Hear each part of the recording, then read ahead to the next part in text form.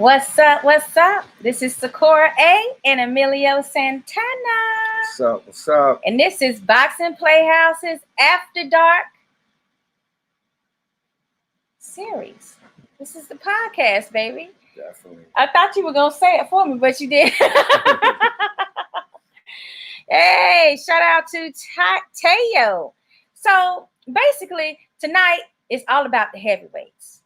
I mean, we have done other middleweights and flyweights and lightweights and welterweights, but tonight I need to put some emphasis on the heavyweights because I'm kind of missing this heavyweight action. True. How about you?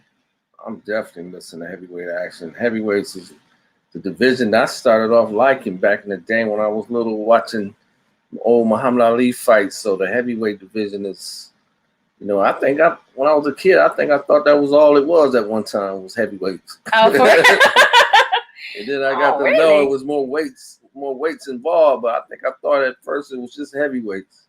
Wow. Because there was a time when the heavyweight champion was a time when everybody in the world knew who the heavyweight champion was. Yeah.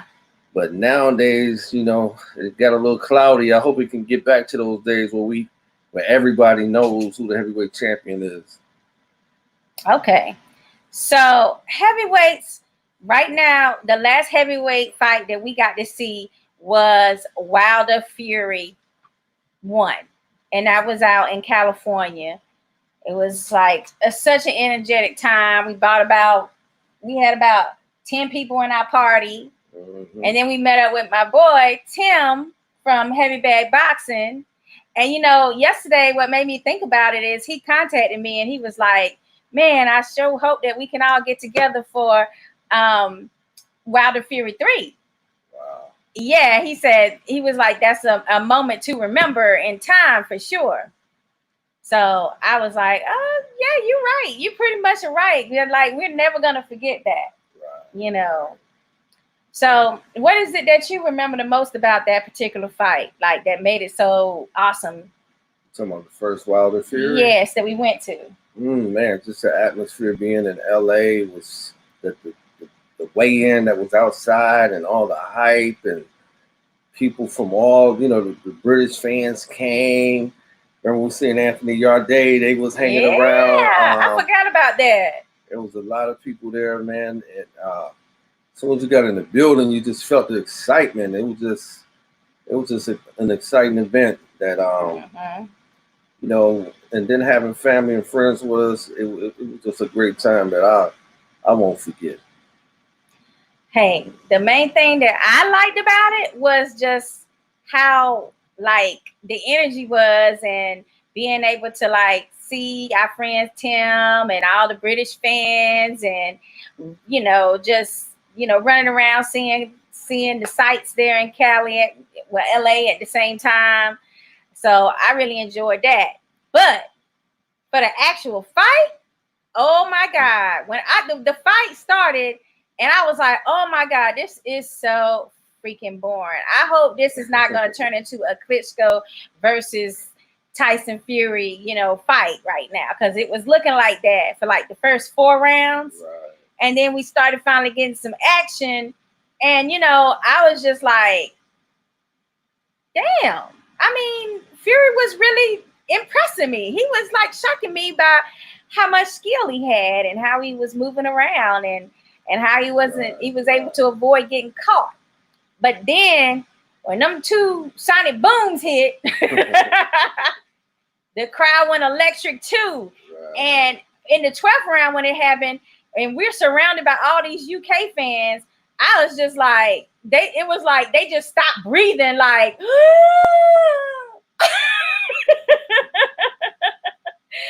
they literally stopped breathing on us. But when he got up, you couldn't do nothing but be like, what? Oh my God. It was just exuberant. We saw the second one in the movie theater. And that sure was shocking as well. So I'm looking forward to this third fight. I mean, do you think that fight is still going to happen? And how soon do you think that fight would happen? See, Wilder done got, I'm hearing he got George Foreman and Floyd Mayweather Mm-hmm. training him. So I don't know if it's too late in the game to change Wilder. People, y'all can comment if you think it's too late. Can Foreman and Money May make a difference with Wilder this late in the game? Can they change him?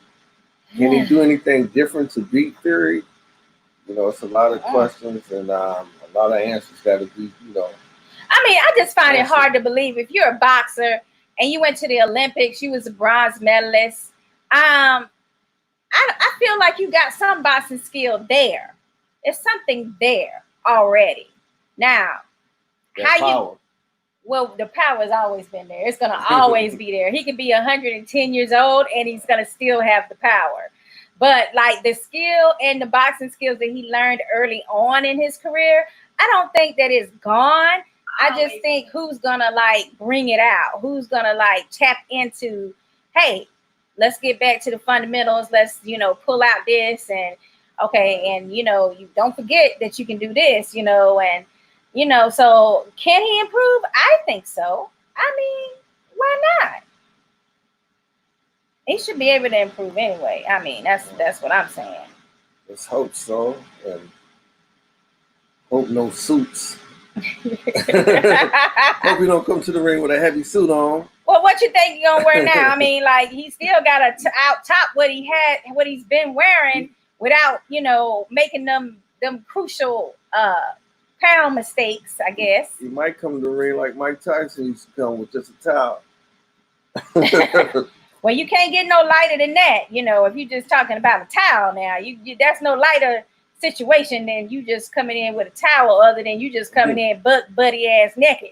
You know what I'm saying? Like, I don't see that happening either. So we have to see how that's gonna pan out though. But I feel like, yes, you can teach a dog some new tricks. You know what I'm saying? I just don't know how that would be. Like we have to just see how it's gonna work out for these heavyweights.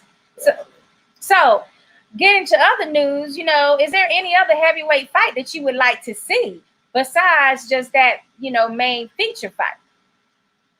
Well, of course, I guess the winner, everybody wants to see the winner fight Anthony Joshua. That's the big money fight, especially if it's Fury and AJ, it'll be tremendous numbers over in the UK. Right. Besides that fight in the heavyweight division, I mean, you got, the guys underneath them, they were talking about a matchup with Luis Ortiz and Andrew Ruiz. That might be a little fight. But then, you got some nice British fighters coming up. Yeah. Dubois, what's his name? Yeah, that's Dubois. Yeah, Dubois. You got the Juggernaut over there. I thought they were gonna have a fight. Yeah, that fight was planned. Was it postponed or it was just planned? I think it was planned for this month right here, before the Corona thing jumped off. Yeah. And you still got a lot of dudes coming up in the ranks. You still got Big Baby trying to get in the scene. Darrell Miller. Yeah. I mean, do you think Big Baby can make a full recovery from his blunder of PEDs? I mean, do you feel like people are gonna always question him because it wasn't like that was his first time? Yeah, I believe it's gonna always come up. He's just gonna have to stay clean and get some good wins to make people forget about it. You think it'll always come up for real? Somebody gonna always mention that. It's like with Canelo, they always bring up the stakes. Yeah. So I believe somebody somewhere gonna always bring up, the PEDs and whatever. Yeah. I mean, for me, I believe that third strikes and you kind of out, like. So he gonna be suspect to me from now on out. Sorry, Big Baby, because I do actually like him.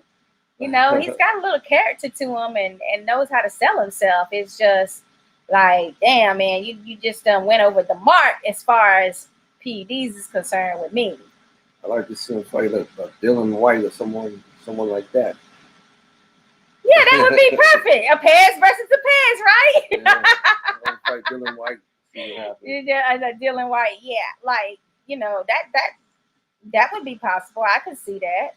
I mean, well, the other one you mentioned, I mean, I would like to see Ortiz get back into the mix again because, yeah, he was boxing excellently until he actually got caught. Right, right.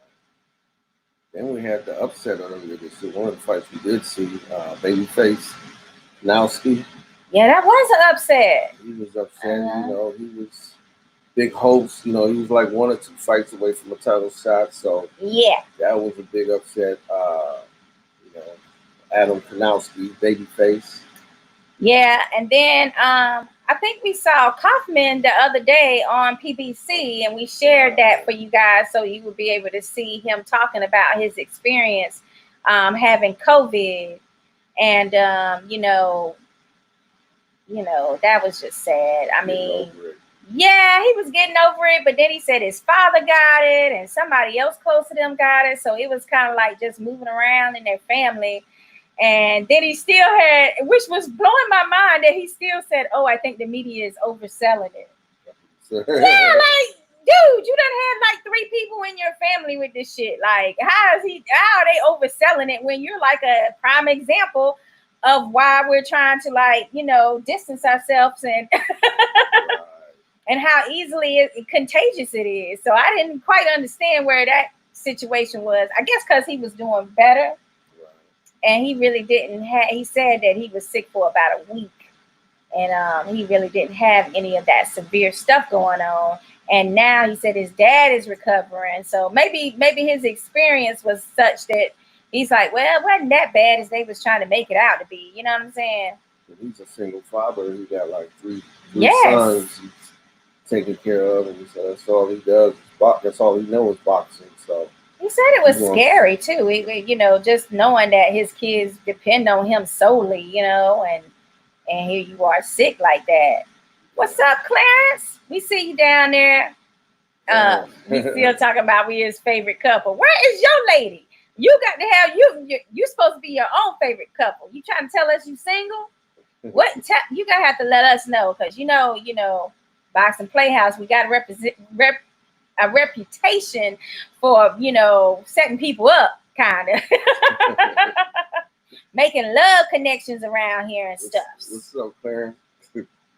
Yeah, so I'm like really excited about the heavyweight still, even though we've had a lull. But what's interesting to me is that you ain't mentioned nothing about AJ, and neither did I. I did mention AJ. What'd you say about AJ, Anthony Joshua? I said after Fury and Wilder, the winner of that, a lot of people want to see that person fight AJ, and I said it would be a blockbuster in the UK. And then you still got Alexander Usyk. They're coming up for cruiserweight. You got Usyk. A lot of people, got hopes about him. He's a skillful cruiserweight coming up to heavyweight. Right. And a lot of people feel like he might be able to make some noise in the heavyweight division. So we have to see about Usyk too. Now, for Usyk, he has a tough fight coming up with Chisora, and I saw some footage of Chisora working out. Dang, I forgot who he was sparring, but it's someone that's in. Oh, it was Brian Jennings, yes, and he was sparring him, trying to get him ready, and I think that's going to be a real type of challenge that Usyk needs, and that we as the boxing fans need to figure out, like, if he needs to be in the heavyweights or drop his ass back down to cruiserweight. You know what I'm saying? Like, we need to know that. So I think Chisora is just the perfect situation, and you never know with him, because it's kind of funny though, because for me, I like Chisora, and he's real rough and rugged in there, but Usyk got the advantage when it comes to maybe more technical skills, I guess. I mean, is that how you feel? Yeah, I think it's more technically sound, and I would give it air to Usyk. Yeah. Oh, Clarence, you scaring me, Clarence. What Clarence say? He said he's next to me, and then he said, "Oh, my bad, she's next to me." Oh, yeah, you go. Well, okay, yeah. I'm gonna need for you to get it together, buddy, because you can't be doing all that now. He said, "Oh, congratulations! He's getting married September 12th. Look at that. Look how love is. You see what happens, baby? Yes. Right. How long have you guys been together? Let us know, Clarence, when you get a chance. Got some people from Brazil. How y'all doing? What's up, Brazil? What's going on in the Brazilian climate right now? You know, I don't know. Let's see what's going on. Who else we got here? Where are you from? A beautiful rose. Oh, thank you so much, honey. Well, I'm from North Carolina, so you know, I'm a country girl, and I love it. And now I'm a sunshine girl, so I've been here for like 20-something years. So, I just appreciate you saying how beautiful I am. But I am spoken for, even though I don't have Clarence's type with me, because I don't have a ring on it, guys. Somebody gonna have to talk to him. So basically, right now, he says they've been together for 3 years. So I hope she loves boxing, because she's gonna need to love it with you around. All right, so we got our man Dale with us tonight. Dale, what's Boxing PlayHouse. How are you this evening? Lilio. Man, how you doing? Good. You better go ahead and put a ring on it, man. That was your cue. That was your cue. Dale is on my side. That was your cue. How y'all doing this evening? Man, we good, Dale. Good. Chilling, man, trying to survive. Welcome to my world. Right. Dale still be going to the gym down there and stuff, baby. Shh. Don't tell everybody. We're fine though. We're fine. It's just to check on the doors, I say. That's it. Keep making sure the doors are locked. Yes. Oh, okay. What we got? We got Will the Hunter. Right Hook Promotions. What's up, Will? What Will talking about tonight, baby? Read that for me. Will said, "What's crack-a-lacking? I had one question. What's up with all these other sites biting y'all swag? Ooh. Doing late night shows with a bottle of yak and smoking swishes." Oh shit. Will, come on. Well, you done let the cat out of the bag for anybody that haven't seen, but we try not to dwell on that type of stuff. We just try to be on the innovative and be on our own, stay in our lane. We just stay in our lane and we just do our thing, But we appreciate you actually, staying true to the original G's, which is Boxing PlayHouse, baby. They say imitation is a form of flattery. Yes, that's what they say, but it's a lie. It's a form of hate is what it is. What you think, Dale? Oh, absolutely. Huh? What you water. Got? Oh, water. Yeah. Oh, okay. Right. Yeah, that's my buddy there. I dig that. We live parallel lives in this sport. Oh yeah. Yeah. So I see somebody. Who is Nadine? And who?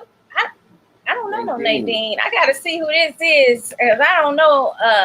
Who's Nadine? I don't know. Who's Nadine? Hello. I don't see nobody. That's weird. Okay, so Dale, what we were talking about is heavyweights. Basically, what I wanted to know from you is what heavyweight matchup would you like to see once things are back open again for boxing? Well, I'll tell you like this. I'd really like to see AJ and Fury fight. And the reason why I want to see AJ and Fury fight is because you can get, you've got two people from the UK. It'll be a great fight. And then I want to see Deontay wait in the behind the scenes, and then fight the winner of that, and then you have two mega fights back to back. Right. Wow. I think it would be great, and that way, when the belts are unified, once again, you'll have one heavyweight champion, and that's what boxing needs, or all divisions, one unified champion. I was talking earlier, Dale. Remember, it was a time when everybody knew who the heavyweight champion was. Absolutely. And when you have, listen, as long as you have the alphabets, somebody's always going to have a belt. Right. I always love to hear he is the undisputed heavyweight champion. He is the undisputed heavyweight champion. Well, wait a minute. If they're undisputed, they wouldn't be fighting. So somebody's got to be undisputed. There can only be one champion. But when you have these different sanctioning bodies, and they turn around and they got different sanctioning fees, and they got different bylaws and guidelines, then you're never going to get everybody on the same page. I mean, think about it. Remember when the Klitschko brothers ruled the heavyweight division? Yeah. Close to 9 years, right? Okay, Right. According to the sanctioning bodies, each one of them were the number one contender in their division. Correct?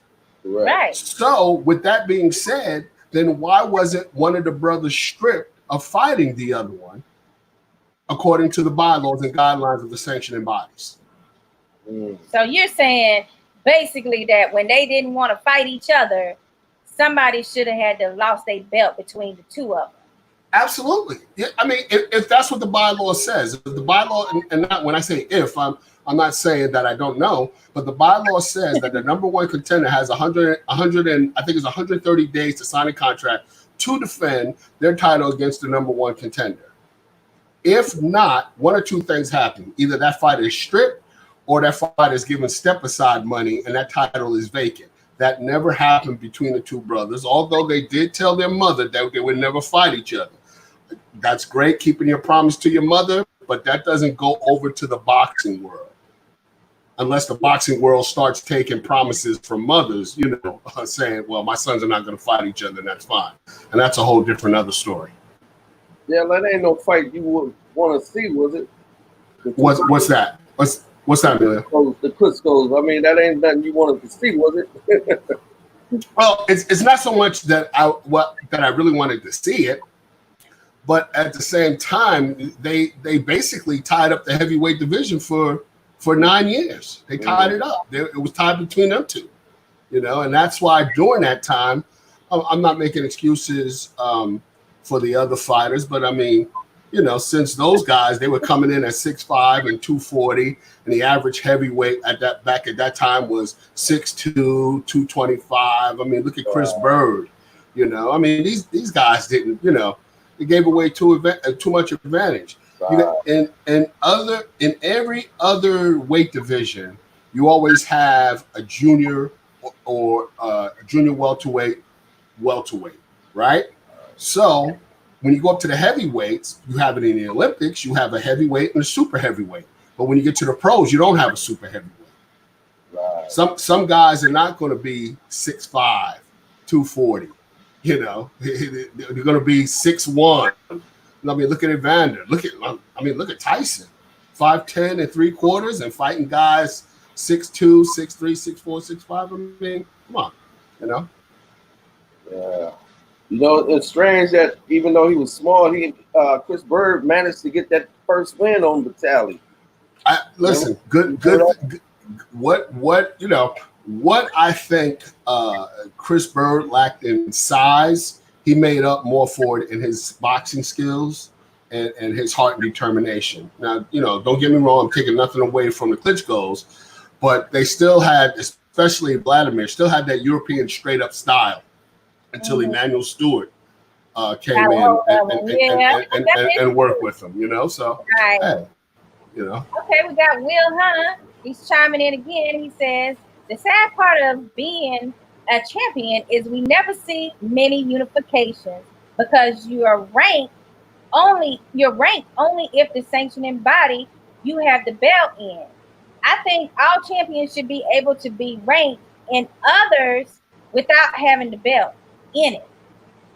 And that's totally true, because otherwise you're not going to have no real good matchups. You know, you're not going to have somebody that can unify a title just from an actual sanctioning body deciding it's time. You know, so yeah, I agree with that, Will. I mean, but how can we change that? Like, you can't make a sanctioning body be like, yeah, I'm gonna put this person on the list, even though they're a WBC champion and I'm an IBF champion. We're IBF. You know, like, how do you get these sanctioning bodies to decide to work with each other? All of this has a lot to do with sanctioning fees. If these sanctioning bodies don't receive their sanctioning fees, you are not going to get ranked. This is why I have always been an advocate of two things. One, boxing needs to be federally regulated, not just for the sake of the fighters, but for the fairness and the attributes that each one of these guys or these athletes bring into the ring. If it did happen that they were federally regulated, you wouldn't have all this confusion, because the government would step in and say, listen, you have to do this. You have to put this guy in the ring. He's been ranked the #1 contender for over a year. I don't care if he didn't pay your say, that you have to let him fight. And until they do that, I mean, it's going to be tough. It really is going to be tough. Yeah, I feel you on that. Okay, Will says something else. What he saying, baby? Will said there's no money in it for sanctioning bodies. They want to stay away from each other. No money. Not unless it's a huge, like, mega fight. They're not going to have enough money to where they want to do something like that. Greed. That's what it boils down to, is greed. You know, because you have to think about it. Let's go back a lot of years ago when Larry Holmes refused to fight Lenroy Thomas for the WBC heavyweight championship, and they stripped him. Larry Holmes went to the IBF and asked to represent the IBF. The IBF said yes. And, you know, in addition to that, they turned around and gave him a good amount of money to represent them. And you know, a lot of people don't realize that. A lot of people don't know that, but that's what happened. Back to what I was saying once again, when I like the magazine, the Ring magazine, they have a ranking system. You know, they also really have a belt too. Sometimes I tend to lean toward them because they have nothing. There's no gain for them. You know, they're going to call it like they see it. But once again, if you're not paying these sanctioning bodies to these organizations, one, you're not going to get ranked. And two, if you're not doing what they tell you to do, you're not going to get a title shot. Yeah, Will says rotate to satisfy mandatories only. That's what they're doing.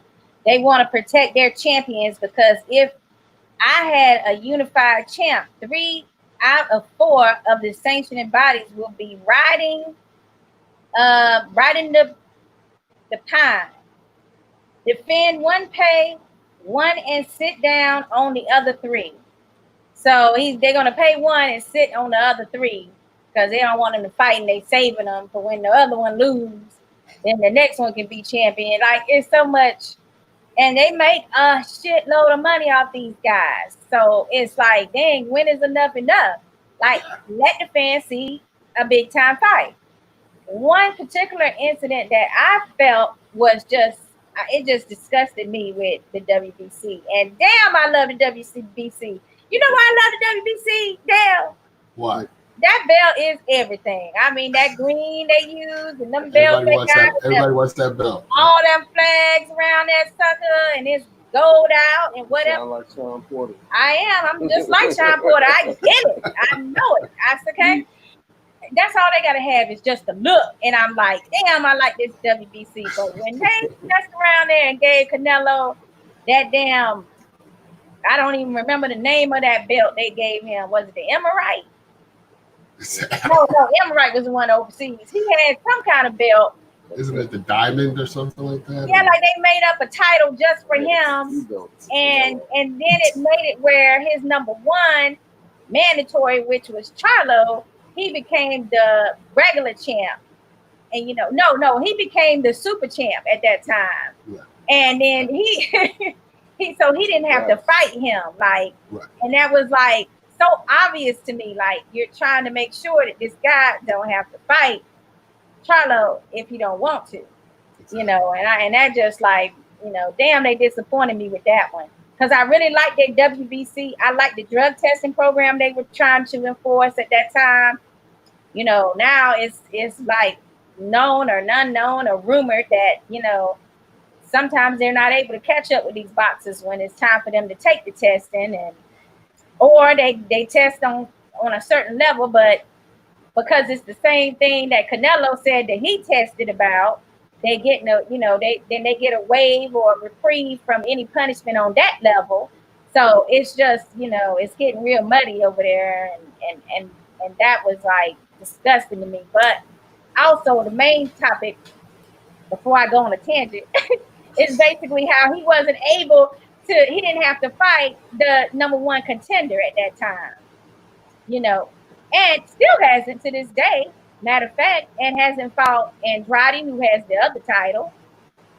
Now Triple G has a third title, the third sanctioning body title. So it's like, instead he just kept moving up weight classes and grabbing those gimme belts, well, them take me belts. I don't know why they call them gimme belts. It's take me belts. And he still hasn't faced these middleweights, which is what he was supposed to be, you know what I'm saying? So let me read what Clarence McLean saying. Okay, let's see what Clarence got to say. Clarence said boxing needs to go back to old school. The best fights the best. This ducking each other has to stop. Promoters have to start coming to agreement. It's too much running and ducking. Okay, and then we got Brad Jones that says, "Hey, Boxing Playhouse, all the way from Ohio." Brad, what's up, Brad? Thanks so much for joining us tonight. We're talking everything about heavyweights.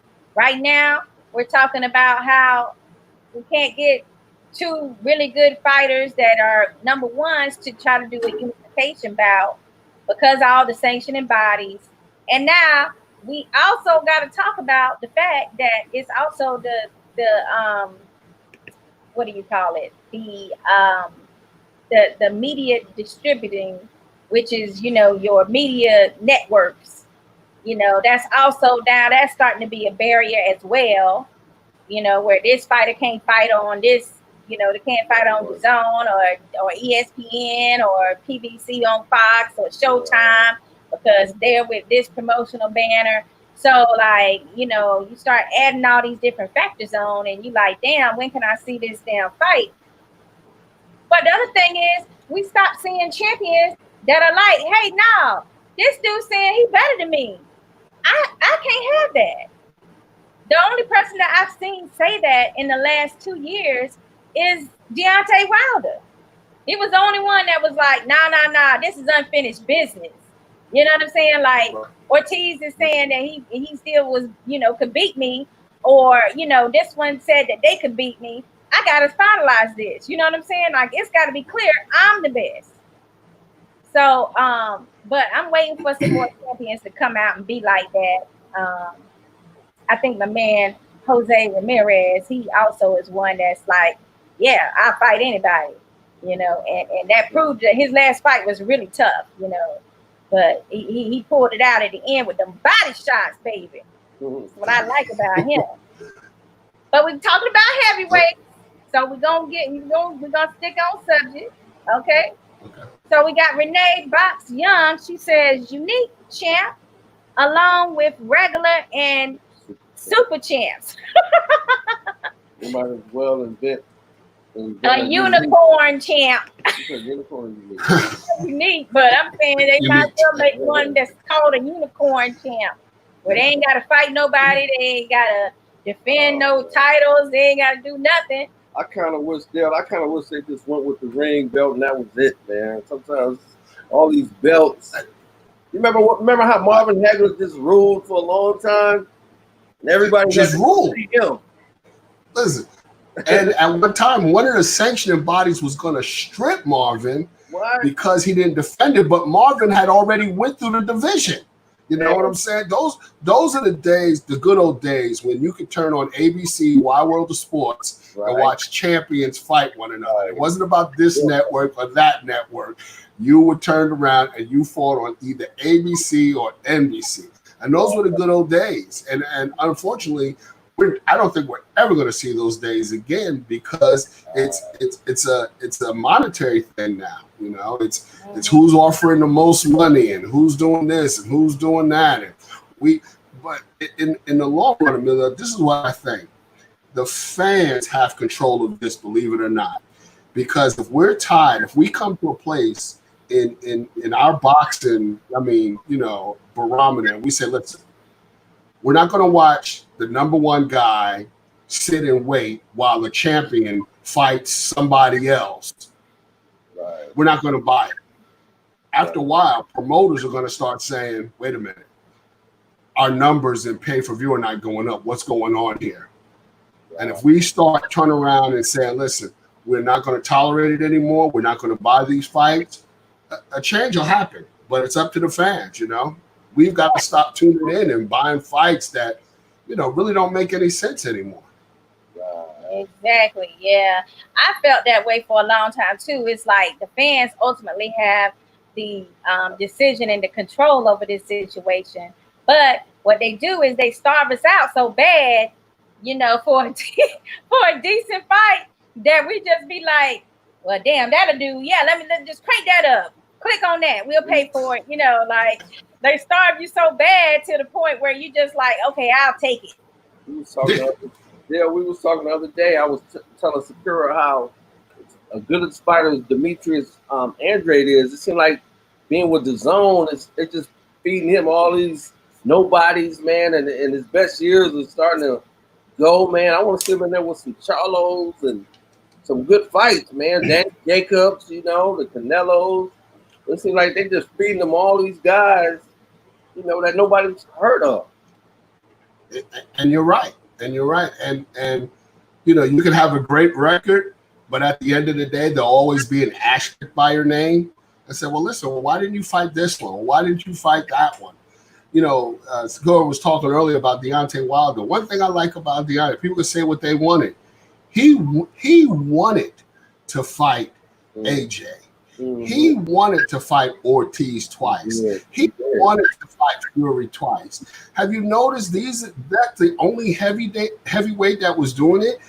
Fury, kudos to him and his victory. But when they were in negotiations talking about him fighting Ortiz, he goes, he's 147 years old.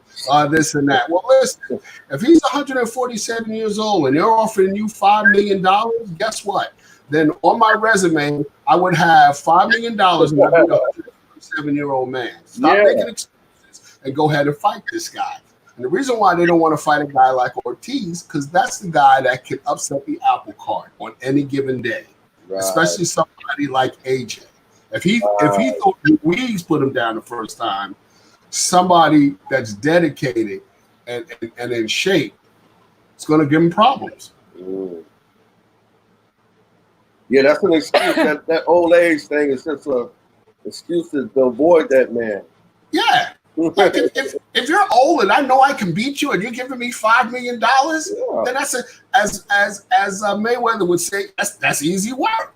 Right. Go ahead and fight him then. Right. But these guys know in the back of their minds, they don't want to deal with it. This I really don't want this guy. I don't need him in my life. I forgot to tell you guys what the key word for the night was when it comes to our little drinking cocktail. It's KOs. The heavyweights are known for KOs. KOs. Drink to KOs. KOs. Will Hunter, you said you was gonna be ready tonight with your cognac or whatever it is, your drink of choice. So I want to see that KO situation going strong. Hey, Dale, I want to get a comment from you, man. We had Devin Haney made a comment this week He would never lose to a white fighter. And we all know that same comment came back and bit a dude in his ass. What do you feel about that, man? You know, there's a time and there's a place for everything.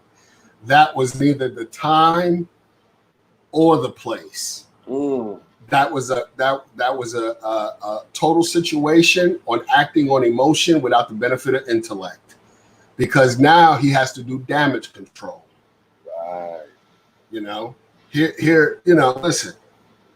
If that was the case, he could have said, "Well, I would never let a Puerto Rican fighter beat me." You know what I'm saying? I mean, if you're gonna make a statement like that, you got to run the whole nationality thing. Yeah, but when you make a statement like that, you just can't. I mean, you can, because I mean, this is a free country. You can say what you want to say, but the actions of your decision, you always got to remember something. You have to deal with it in good or bad. Right. You know, and we all saw what happened to B-Hop when he said that against Calzaghe. Right. You know, it will affect his money with, you know, endorsements and or other situations, Dale. They don't see that at the time. And I don't know, I believe his dad trains him and stuff like that. Right. But with some of these fighters, they need, just like the president, well, he should have, somebody that writes speeches or an advisor. Don't say this, say this. Right. Can't say this, say that. And some of these young fighters don't have mentors and people that guide them. One thing I like about Shakur from my hometown in Newark, New Jersey, he's got Andre Ward just polishing him. Mentor. That's the right. Listen, that's what some of these fighters need. They need to be able to be guided into what to say. Listen, there's many ways you can sell a fight. You don't have, when you start putting race in it, you're not selling a fight. You're creating a situation that may be detrimental to your career. You see, they tried to pull Tyson Fury into that, and he backed right out of that. I don't know. I don't want that. Listen. You know, going back to the heavyweights of years and years and years ago, Joe Louis, when he fought Max Schmeling, at that time, the Hitler regime was that was the monster that they was trying to build, and what race was superior to the other race? You know, Hitler's Aryan ideology against the brown bomber. Right. And you know, it was so funny, you know, at that time, then America wanted Joe Louis to turn around and be the quote unquote political pawn to beat Max Schmeling. And at the end of the day, he lost the first time he came back. We all know the story. But here's the funny thing about Max Schmeling. Max Schmeling wanted nothing to do with that race thing. Nothing. Nothing to do with it. As a matter of fact, at the end of the day, a lot of people don't know, when Joe was had hard times, Max Schmeling gave him money. Max Schmeling also paid for his funeral. Yeah, that's true. That's true. Max Schmeling, I think he was rich. I think he had some investments in Coca-Cola, didn't he? Yes. He was, you know, he was a businessman, but he wasn't with the business of that racism and that all that stuff like that.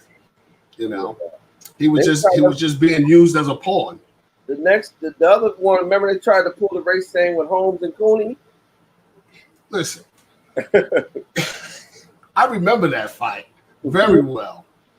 When you had Dennis Rappaport make a statement in the corner, he's like, "Come on, Cooney, we need you. America needs you." Right. And then he said, "Well, that wasn't racist." Well, if your opponent in the other corner was from America, but only a different corner, what was you referring to? Right. You know, you can't cover that stuff up. What's in you will eventually come out of you. Period. Right.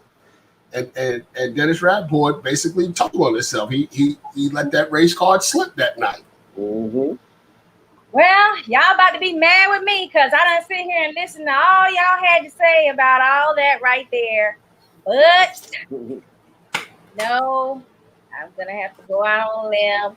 And as I said the other night, all black men, boxers and non-black boxers. No, boxers and non-boxers that are black, they all are like, ain't no white boy gonna beat me. Right or wrong. They are like, ain't no white boy gonna beat me.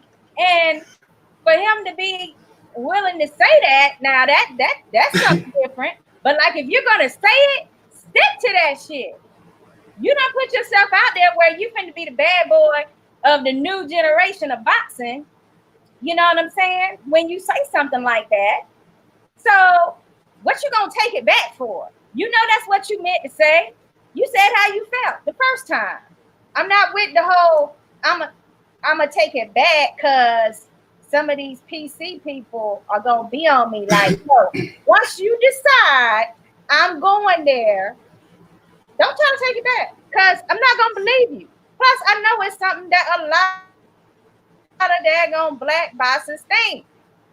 Oh, hold on a second, because I finally got my man up here. Okay, and it is TNT Lenroy heavyweight Thompson. What's up? What's up, guys?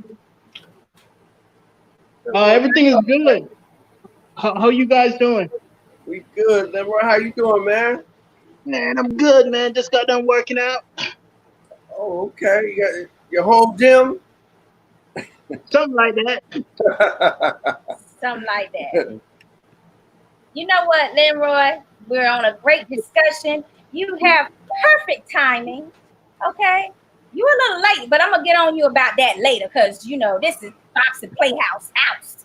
So you know I gotta be like on your case. But you came in at the right time, which is what's important, because we're talking about Devin Haney and how he said what he said, and then he took it back and apologized. However, what my point is that all black boxers believe that. Even non-black boxers, okay, people that don't even box, they all say, ain't no way a white boy is gonna beat me. Now, okay, you're in the heavyweight division. You've been a boxer for a while. You tell us. Actually, I never heard the comment he made. Truthfully, I never heard what he said. But I mean, if he said it, then you know, Bernard said it. I mean, it's what it is. I can't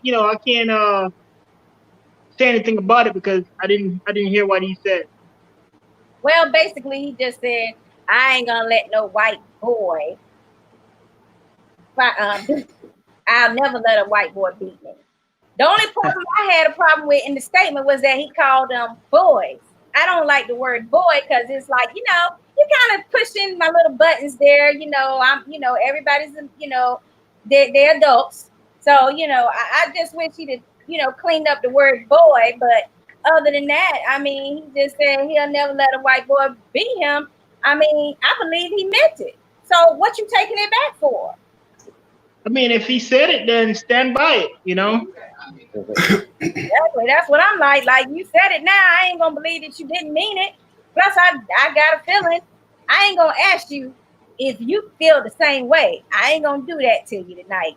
But I ain't going to put you out there on that clothesline like that. But what I am going to say is I believe a majority of black men feel like they would be like insulted and crushed and damn, a shadow of themselves if they got beat by a white boy. I mean, deep down, if you look at it, we all the same. You cut me, you cut a white man, a Puerto Rican man, we all gonna bleed the same. You know, and that's true. But where I'm from in Jamaica, you know, we don't see colors. You know what I mean? Even though when I came here, it was a different story, but still, I still got that. You know what I mean? It's one blood.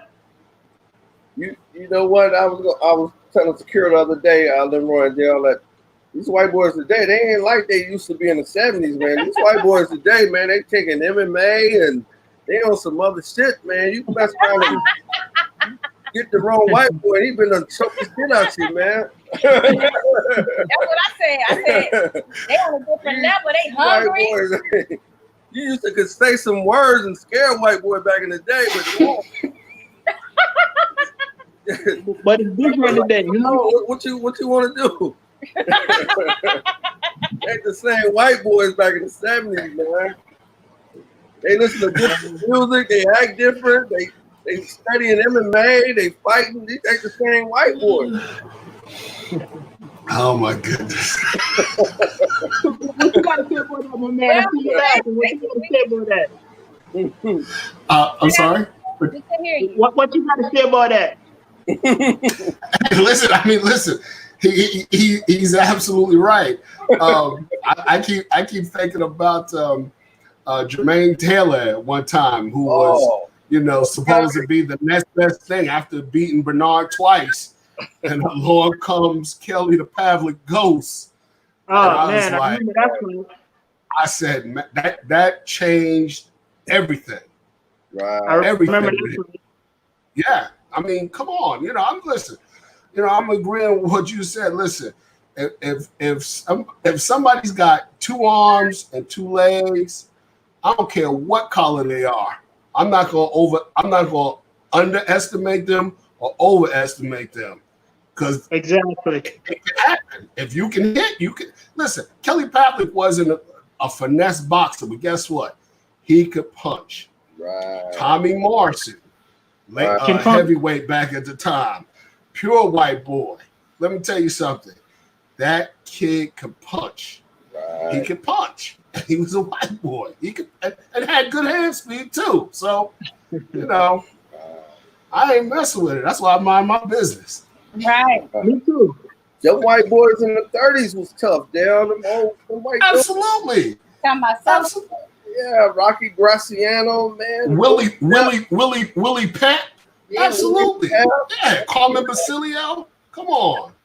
Tony Zay. Jake LaMotta. Yeah. It was tough. Somebody ain't look at their history when they make statements like, I never let a white boy beat me. You just happen to be born in the right era. How many some boys back they had to fight Jake LaMotta, man? Yeah. Sullivan with the bare knuckles. I mean, he had so many. I mean, and they were fighting serious rounds, Jack Dempsey. Jack Dempsey. They are something else. That bare knuckle stuff is totally in their own league. That's right. Would you do that, Lenroy? Would you ever get into that?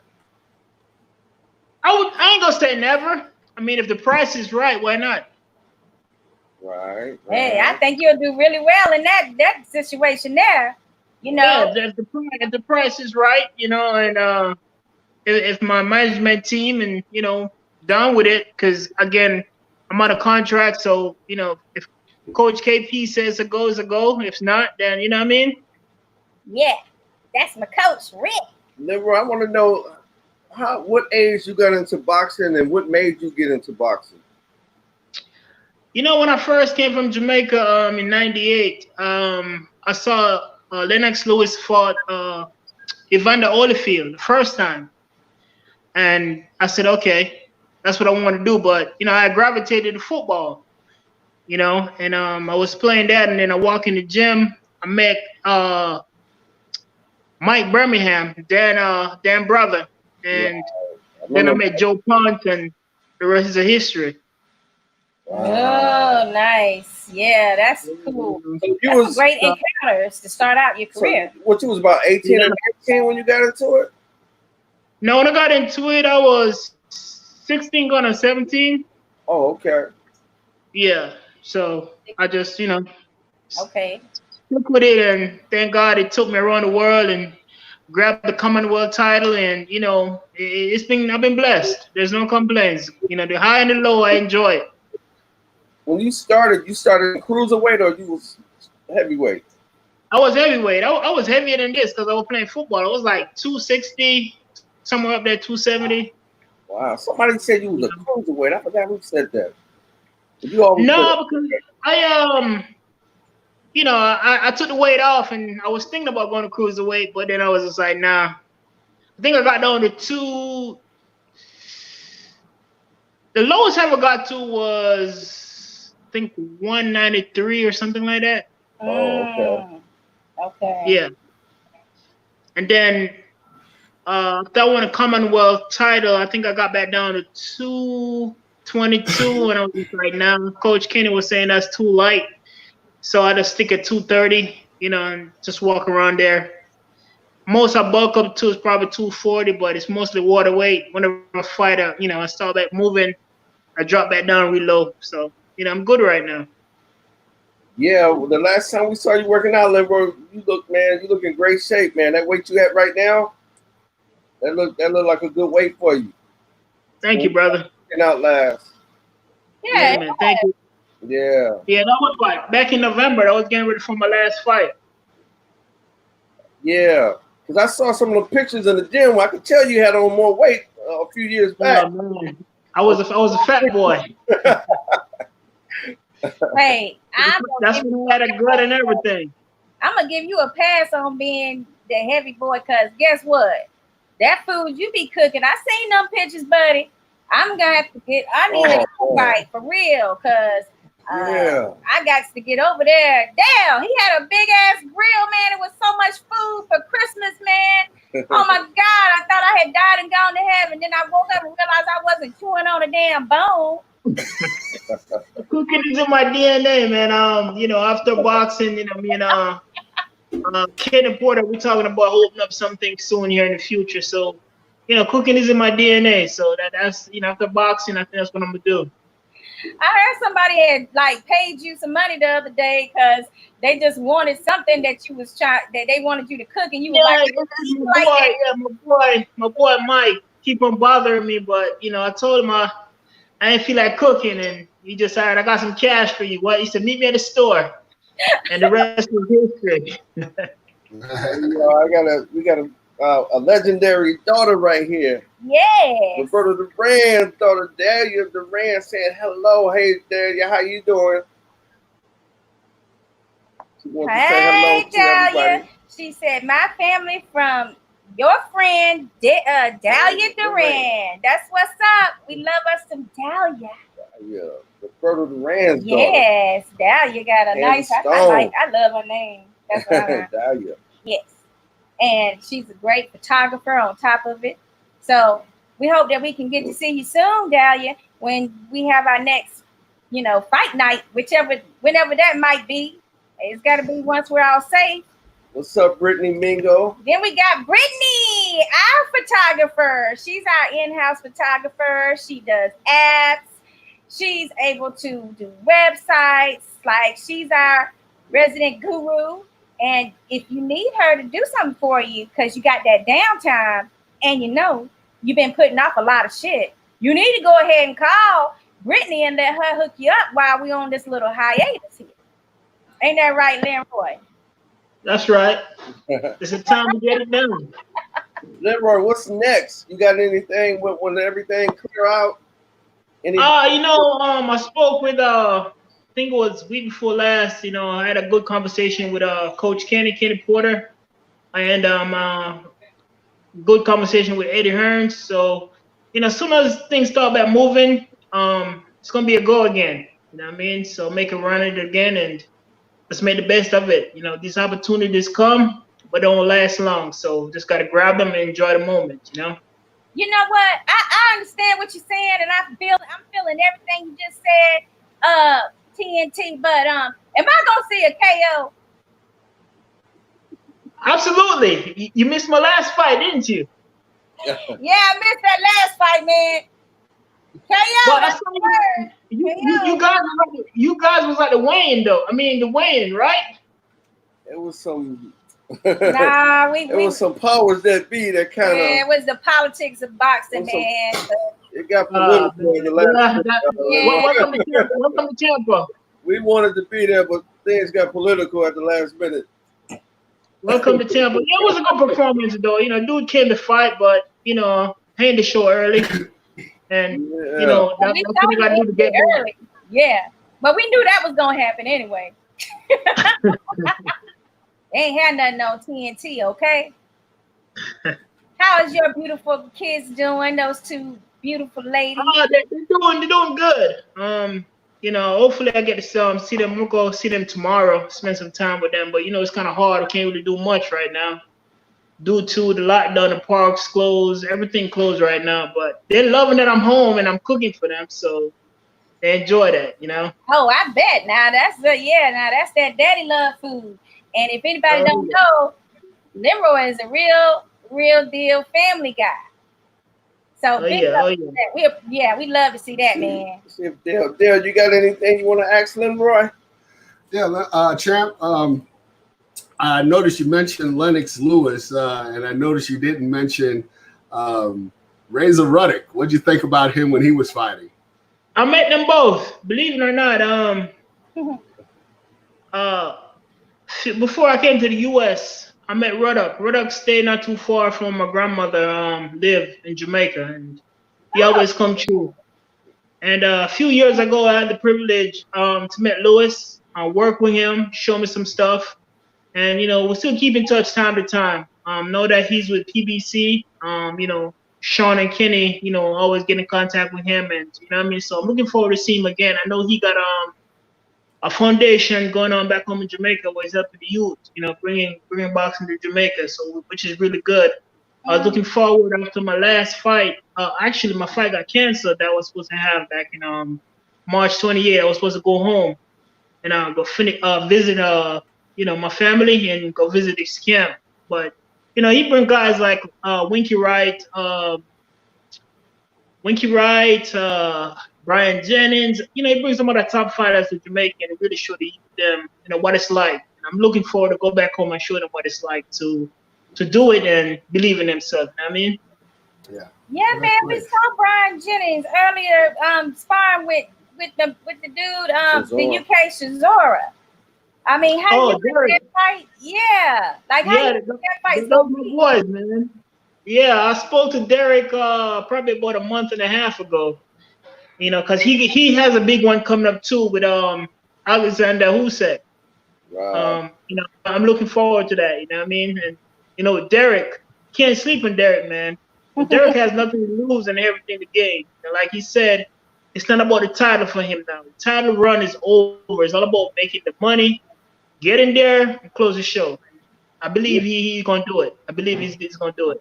Don't get me wrong. I'm not underestimating Alexander. Alexander is a heck of a boxer. Right. He's like Lomachenko in the heavyweight division. But I mean, with Derek could walk through fire, just to land one, and it's gonna be something like that. Lenroy, you still a Commonwealth champion? No, I lost that title to Joyce. Oh, to Joe Joyce? Oh, that's right. So actually, he was supposed to be fighting Daniel Dubas. Yes. Yeah. Right now, I was supposed to be mentioning featured on the undercard, but we're everything shoveled right now. Like I said, once everything boxing start going again, we figure out when that show is going to happen. It's supposed to be a trilogy with me and Dave Allen. Looking forward to that. So there's a lot of things up in the air. I just got to just keep my faith and just train, just be ready, and that's what I'm doing right now. Just staying ready, because you ain't got to get ready if you stay ready. And once the phone rings, it's a go. Yeah, that is very true. Now, tell me one thing that you like. What's your favorite punch? What's one of those punches that you like? Damn, I like the way I look when I feel the left to the body. Well, I love any body shot. Yes. The left to the body. Yeah. Has anybody actually have you KO'd anybody with that? Oh, pretty much. I said 95% of my KOs come from that shot. Ooh. Okay. Yeah. See what I'm talking about? Lenroy, I like when Mike used to throw that left to the body and come up with that uppercut. Vicious. Yeah. Vicious. Shout out to Ivan Franco. Ivan Franco in the house. What's up, Ivan? Go ahead. Go ahead, Lenroy. Go ahead, Lenroy. Oh yeah, Michael's one of the best to do it, and then switch side too. That's something he did very well. Right. He catch you in the rope and he just boom, boom, switch up on you real quick. And power in any hand, both of his hands, he can put you out.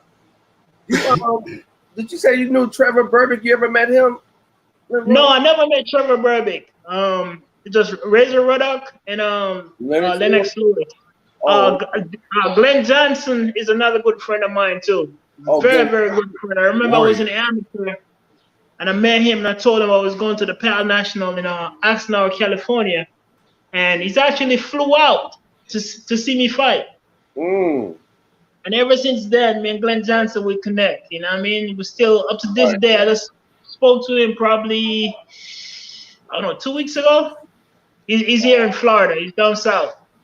Wow. Oh, okay. I didn't know he was still in Florida. The road. Yeah, you have a gym down there. You have a couple good guys coming too. You have a middleweight and a heavyweight he's training right now. Really? Oh, well, we gotta see what's going on with that. You know, I'm interested in some new prospects now. I like to see what kind of talent we got down here in Florida. As a matter of fact, after we get off, I'm gonna pass you his information. Okay, yeah, that sounds awesome, man. Now, I want to ask you about this legendary gym you're now hooked up with the St. Pete Boxing Gym here in St. Pete, Florida. I mean, man, how you feel being in such a legendary gym like that? That's so known. It's a blessing, you know, to be in the tutelage of Winky growing up, watching him. You know, he actually was the first guy actually took me to camp, flew me to Vegas, put me up, and ever since then, you know what I mean, if I pick up the phone and I call him right now, he pick up, you know. So he's like, you know, my brother, my when I need advice, you know, whatever it is, I call him. It doesn't matter where I'm at. I mean, I remember I was in the UK and I called him, and before my fight, he reached out to me. You know what I mean? It's a brotherhood, you know what I mean? So to watch him grow up, see what he did with Mosley, Tito, Sugar Shane, you know, all those guys, man, it was greatness. You know, it was greatness. And then to watch Lacey come up too. Now, you know, Keith Thurman, man, Keith was in the amateur together, watch Keith doing this thing. You know, it's just truly a blessing. Oh yeah, for sure. How do you get along with Dan Birmingham? He's so sweet. Oh, Dan the man, that's my brother there, man. Dan the man. Oh yeah, Dan is good, man. Dan is good. Dan is pretty awesome. I like his spirit. He's so cool and calm all the time. I don't know how he bring out them champions like he do. Like, you know. Like I always tell him, I said, Dan, you never age, man. Since I met him when I was 16 years old. You haven't aged. Lenroy, what about Ray Milton? Ray, that's another old school. I love Ray too, man. Actually, Ray just saw me Saturday at a light, going down 22nd, and he blew at me. I was actually getting ready to go to the gym. Oh, yeah. And he blew at me. Yeah, Ray's a good guy too. He's another one from the old school. Right. I like him. Yeah, Ray's one of them old school guys, man. A lot of respect for Ray. Oh yeah, definitely. Now the day we was down there and we caught you sparring, it was Clarence Booth's event that he had put on for the youth and trying to get them into, you know, get them off from streets and get them out of trouble and keep them in that gym. And they had some good food that day too. And, you know, yeah, I'm planning to do it again. And you know, next time I'm gonna be in the grill next time. So you know, once you guys will come back. Man, when you gonna do that? That's serious. As soon as things get clear up, you know, as soon as we can socialize again, you know what I mean? Right. Yeah, don't you be tempting me like that. Now, I saw you in the ring that day. You was with Rick, Coach Rick. Isn't it Rick? Coach Rick and Coach Rob. Coach Rob. I always get him and Rick. Rob. Okay, yeah, Coach Rob. Yeah, I mean, he was really doing a good job with you that day too, you know. So yeah, he's doing. I spoke to him 2 days ago too. Okay. You know, we always keep in touch. You know what I mean? Tell him Boxing PlayHouse asked about him. Lenroy, that loss, man, to the Juggernaut. Do you ever want to avenge that? Get a rematch with him? I definitely do. Okay. This is why, like, you know, to be in the undercard was, you know, again, it's a build-up. It's a build-up of Eddie doing it. And, you know, again, I'm just leaning on fate that I'm going to get that again. You know what I mean? Yeah, them rematches be Either something. that or because Dubas, I was supposed to fight Dubas, and I think I'm saying his name wrong, but he didn't want to fight a lefty. So he came a long way too. Dubas, so that night was gonna be a really explosive night with heavyweights. You got Joyce, Dubas, then the Rhino, including myself and a couple of other guys. You know what I mean? So I'm actually looking for that card to happen again. You know what I mean? Man, I would love for that to happen. Just let us know when and where and what time. And don't wait till the last minute now. I got to know early. No, I ain't gonna do that. I ain't gonna do that. Yeah, we got to know early. Okay, now that we talked about St. Pete Boxing Gym, now we got to get to the real nitty gritty. Who do you want to fight next? Right here in the Tampa Bay area. Call them out. Next. It doesn't even matter. I mean, like I said, I still got ties going on in the UK. Got unfinished business over there. Mm-hmm. And with Kenny Porter, whatever direction you want me to go in, whatever, with my team, whatever is going on, they just told me to stay ready, and that's what I'm doing. I know, but I need to see you. I need to know who in your heart of hearts, besides that rematch, who else have you seen that you feel like that you can take, man? I gotta finish. Unfinished business first. The Rhino first, like honestly, because he got the whole UK behind him, and every day I get message. You know what I mean? So I really just want to put the nail through the wood and complete that, and put him out of his misery, put them out of their misery, and move on from there. Because every day they're asking for it, and he's big over there. He's a big ticket seller. I get it. I got a big following of the Jamaican community over there. Okay. It's perfect. You know what I mean? So let's just go there, finish business first, and then come back this side. Okay, Joey's gonna get it, baby. He's gonna get it. I gotta take is the Rhino first. Dave Allen. That's the one that David Allen. Dave Allen. Because remember, I beat him for the title. The second fight, clash heads. He got a cut. And ever since then, it's been going back and forth. So I just want to complete the trilogy and call it a day. Put him on his misery. Okay. So let me guess. He feels like if he didn't get that cut, then he would have been able to beat you, huh? Like he did the first time, right? Right. It's like a ready-made excuse when you get like a cut, man. That's like the next thing right away, like, oh shit. Here we go. If he lose, he gonna say it's because of that cut. Like we all know the formula. I mean, any given day, like I said, I'm just waiting for things to clear up. And once the planes start moving again, boxing, come back, we'll figure out the picture, and I will let you guys know what's going on. Hey, Lenroy, how do you feel about fighting in an arena without any audience? That was a topic came up. Some promoters were talking about throwing fights with no audience. Well, it's just like sparring. Okay. Just your coach and a few others there. I mean, I'm down with it. Yeah. I'm ready to get back in the ring. So if that's the way we gotta go, I'm with it. The fans gonna be at home, enjoying it, eating their popcorn. You know what I mean? Yes. Okay. So I'm looking forward to it. Whatever way it goes, audience is there or no audience. I'm ready to go. Right. Now, we want to know, do you feel like Wilder can be taught new tricks? Can an old dog be taught new tricks? Listen, man. Listen, that's my brother. And listen, I know how he thinks. I want him to get a rematch, and I think he's going to do good in a rematch. There's no hands in hip about that. You know what I mean? A lot of people writing him off and say he can't be changed and this and that. It's all here, it's all in the mind, you know what I mean? And I believe he can do it. Everybody want to say this and say that, but it's just a bad night in the office. We all have bad nights in the office. It's boxing. And any given Saturday night, anybody can win. You know what I mean? I don't care how you prepare or they prepare. At the end of the day, Any man can win. Lenroy, you ever done any work with Deontay before? Oh yeah, I've been in what 4 or 5 camps with him. Wow. Oh, that's What interesting. What is that power like, man? That's interesting. It's real. It's real. It's real, huh? You know. Yeah.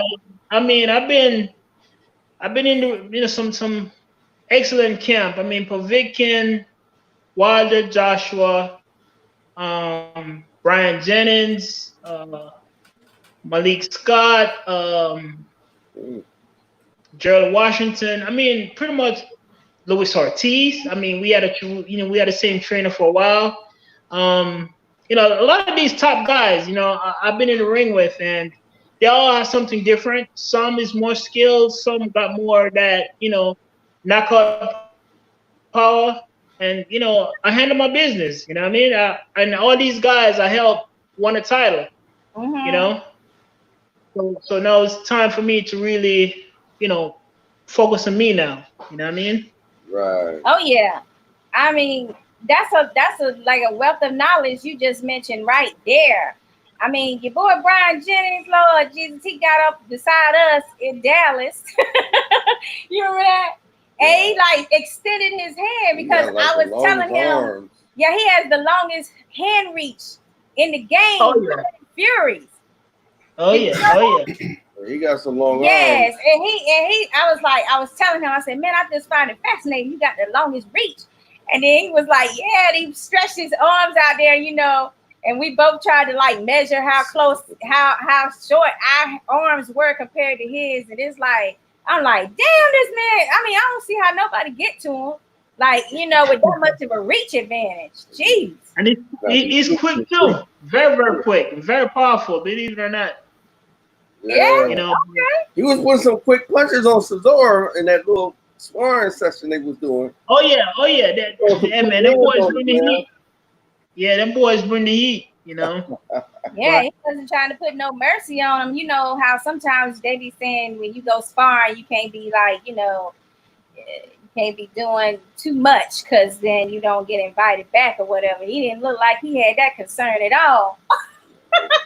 I'm actually just excited to see Deontay come back. I'm glad, he's healthy, he's healing up, and again, like his mindset, I know he's thinking like, he want nothing else but that rematch right now.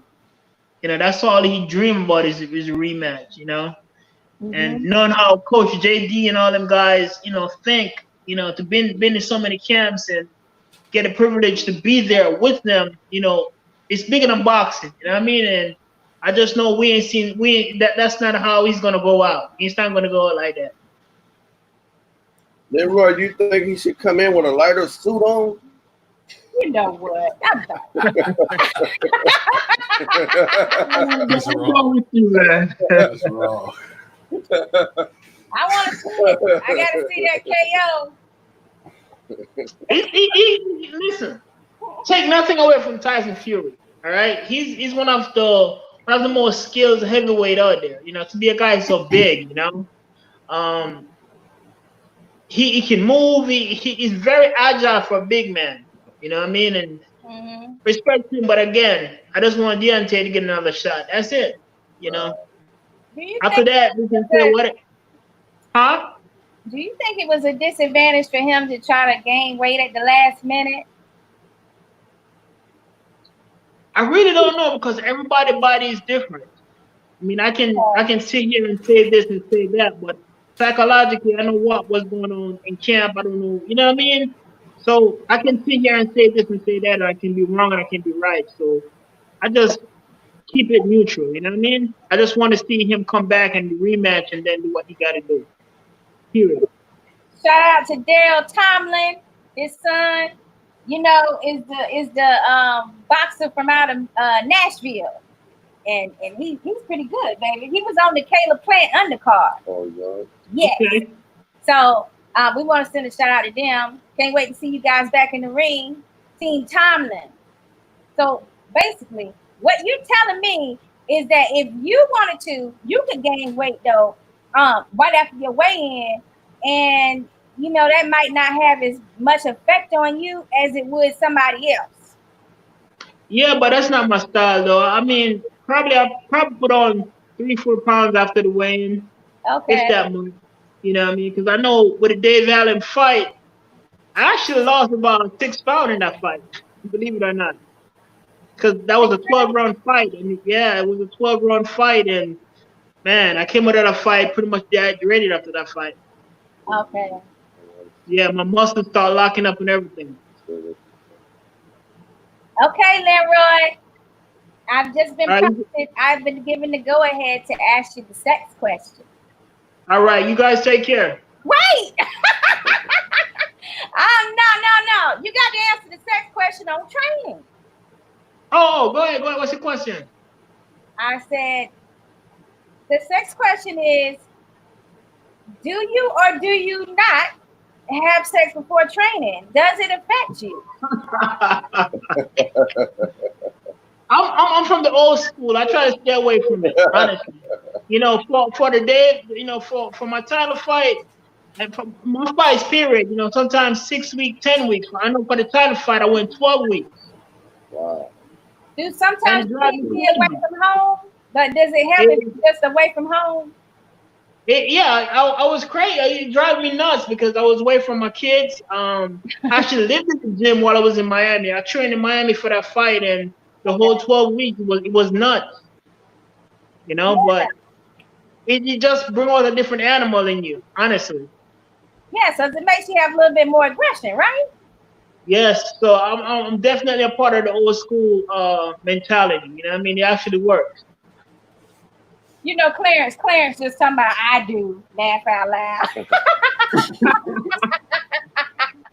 You know what? You need to behave yourself. Well, I know some people say that it makes their legs feel weaker and stuff. And I know that that's what some people were rumoring that was what was wrong with Deontay. And instead of it being that suit, it was his lady that was, looking too damn sexy. I don't know. I'm just saying he had some type of effect. He didn't look this right to me. Okay. Everybody body is different. I mean, but for me, again, I stick to the old school mentality. You know what I mean? It's a no for me. It's a no go. Okay, well, I mean, that was a good answer because I know you're telling me the truth, and so sometimes I'm not getting the truthful answer. So I appreciate your honesty in that. Oh, that's the truth. That's the truth. Yeah, you got another question you want to ask, Lenroy? Yes, I do. Thought you guys forgot about me. No, we TNT, let me ask you a question. Once the smoke clears right now in the heavyweight division, the two title holders and Deontay Wilder, who do you see rising to the cream of the crop out of the three of them? What was the tree name again? Tyson Fury, Mm-hmm. AJ, Anthony Joshua, and Deontay Wilder. Who do you see as rising to the top as the undisputed heavyweight champion? Whew. Oh man, you putting him on the spot for real. Man, that's tough because Joshua, he got his back. I like it. He bounced back good against Andy. Against his loss against Andy. Fury bounced back good against the draw. Deontay, he didn't bounce back good in the rematch. Let's see what the trilogy do. But to the one who gonna rise to the top with all the marbles, I know they want to have that clash in the UK. They want to have that clash in the UK. They want to unify all the belts over there. But I think Deontay can crash that party real soon. And Okay. I do want to be able to stay on this side. Yeah, definitely. I'm 100% with you on that. But Clarence says that he thinks it's going to be Wilder anyway. But that's what I'm saying. I do believe, Clarence, what up, brother? I do believe Wilder gonna do it, and and I'm taking my personal feelings out of it again, you know, because I know AJ. I've been in the ring with AJ. I spent 8 weeks with AJ. You know what I mean? So I know that. But Deontay just got that equalizer, man. He's just something. You know what I mean? And again, when a guy lost, you know, coming from a loss, he's more hungry. You know, I hope Tyson Fury in home, you know, just relaxing because Deontay, that's all on his mind is Tyson Fury. Yeah. I mean, for real though, I'm thinking even if they do come up with a unification bout where all of the titles, all 4 titles are on the line, I mean, it's still a situation where you're going to still have people arguing over whether that person really was the best or not. Because it depends on how they fight each other and who's willing to fight each other in this era as to who's going to be like what we're going to call the real unified champion or not. Like Uncle Roger said, rest in peace. A lot of people don't know ish about boxing. They're taxi drivers. Exactly. And you know, that's what it is. You know what I mean? People just always going to have their opinion. I mean, I don't care who you are or what you do. You do good, they're going to talk. You do bad, they're going to talk. I mean, look what they did to Christ. He died for us, but they still, you know what I'm saying? So I come to understand to get my feelings out of things and just focus on what I got to focus on. You know what I mean? I take my feelings out of it now. Shout out to Taz. Taz, she's got a show coming up with us, and that's May 7th. It's going to be another ladies' night edition. So Taz, she's on our radar right now because she's about to start her professional career, and she's, you know, she's just right and ready for this professional bout debut. So we're looking forward to seeing her. Hopefully, it might be TNK Boxing Promotions that helps her out. And while we're on that subject, please make sure you go over and sign up for their particular their page. They got a Facebook page and they got YouTube. So we definitely want you to make sure you sign up on there so you can see if Taz is on that lineup for their next fight that's coming up. Now, my only problem with Wilder, getting back to Wilder, is does he really have a dance partner the way that we wanted him to have a dance partner? Or is Tyson Fury more like a fill-in type situation because he was the last one to win the belts from the former unified champion? Because I don't know. To be honest with you, I mean, if you really look at it, those guys really won that night. Look at their bank account. I'm just saying. I'm just saying. I feel like it's 1-1 myself because I feel like on that first fight, if anybody else had been knocked out clean like that, and they like look delirious like that, it would have been waved off. There wouldn't have been no count. But also, AJ to me is lacking some things. I never thought he had a good enough chin. Even though some of us, you know how you used to be about AJ. You were still like, AJ, yeah, he's good. Yeah, he's good. I'm like, nah, I don't see it. I didn't think he could be wild. I never said he could be wild. I didn't say you said he'd be wild, but you were still like acting like he was somebody. No, I didn't think he was all that. Okay, so now y'all see how we are when we talking about boxing, like we talking about each other. We real deal over here. We about to be putting on some gloves, fighting some nights, Lenroy. How you gonna say Pacquiao? I said Marquez won that third fight. Oh man. I said Pacquiao won that fight. Say what? I said Pacquiao got that fight. I said the third fight, man. Third fight. I thought Marquez won, and I was in the wing house when I saw it with a bunch of other people that thought Marquez got cheated. But boy, did he get his sweet revenge in that fourth fight, didn't he? Oh man. Put him out. Lenroy, who's your favorite fighter? My favorite fighter right now? Yeah. My favorite fighter right now. I love Lomachenko, man. Okay. You know, I got Lomachenko. You got, Sean Porter. Hmm. Who else? Oh, he got that guy from over China. I can't call his name, but he got dynamite in both his Yeah. hands. Monster. Inui. He got dynamite in both his hands. I like him too. You know. I wanna Go get ahead. I wanna get a prediction from you, man. Who you think will win between Terrence Crawford and Errol Spence? Ooh. I No, want to get it from you too, Dale. I'm rolling with that. That's tough because Crawford can go both ways. He's a switch hitter, you know, and he can adapt to style. And Spence got that pressure that's going to break you.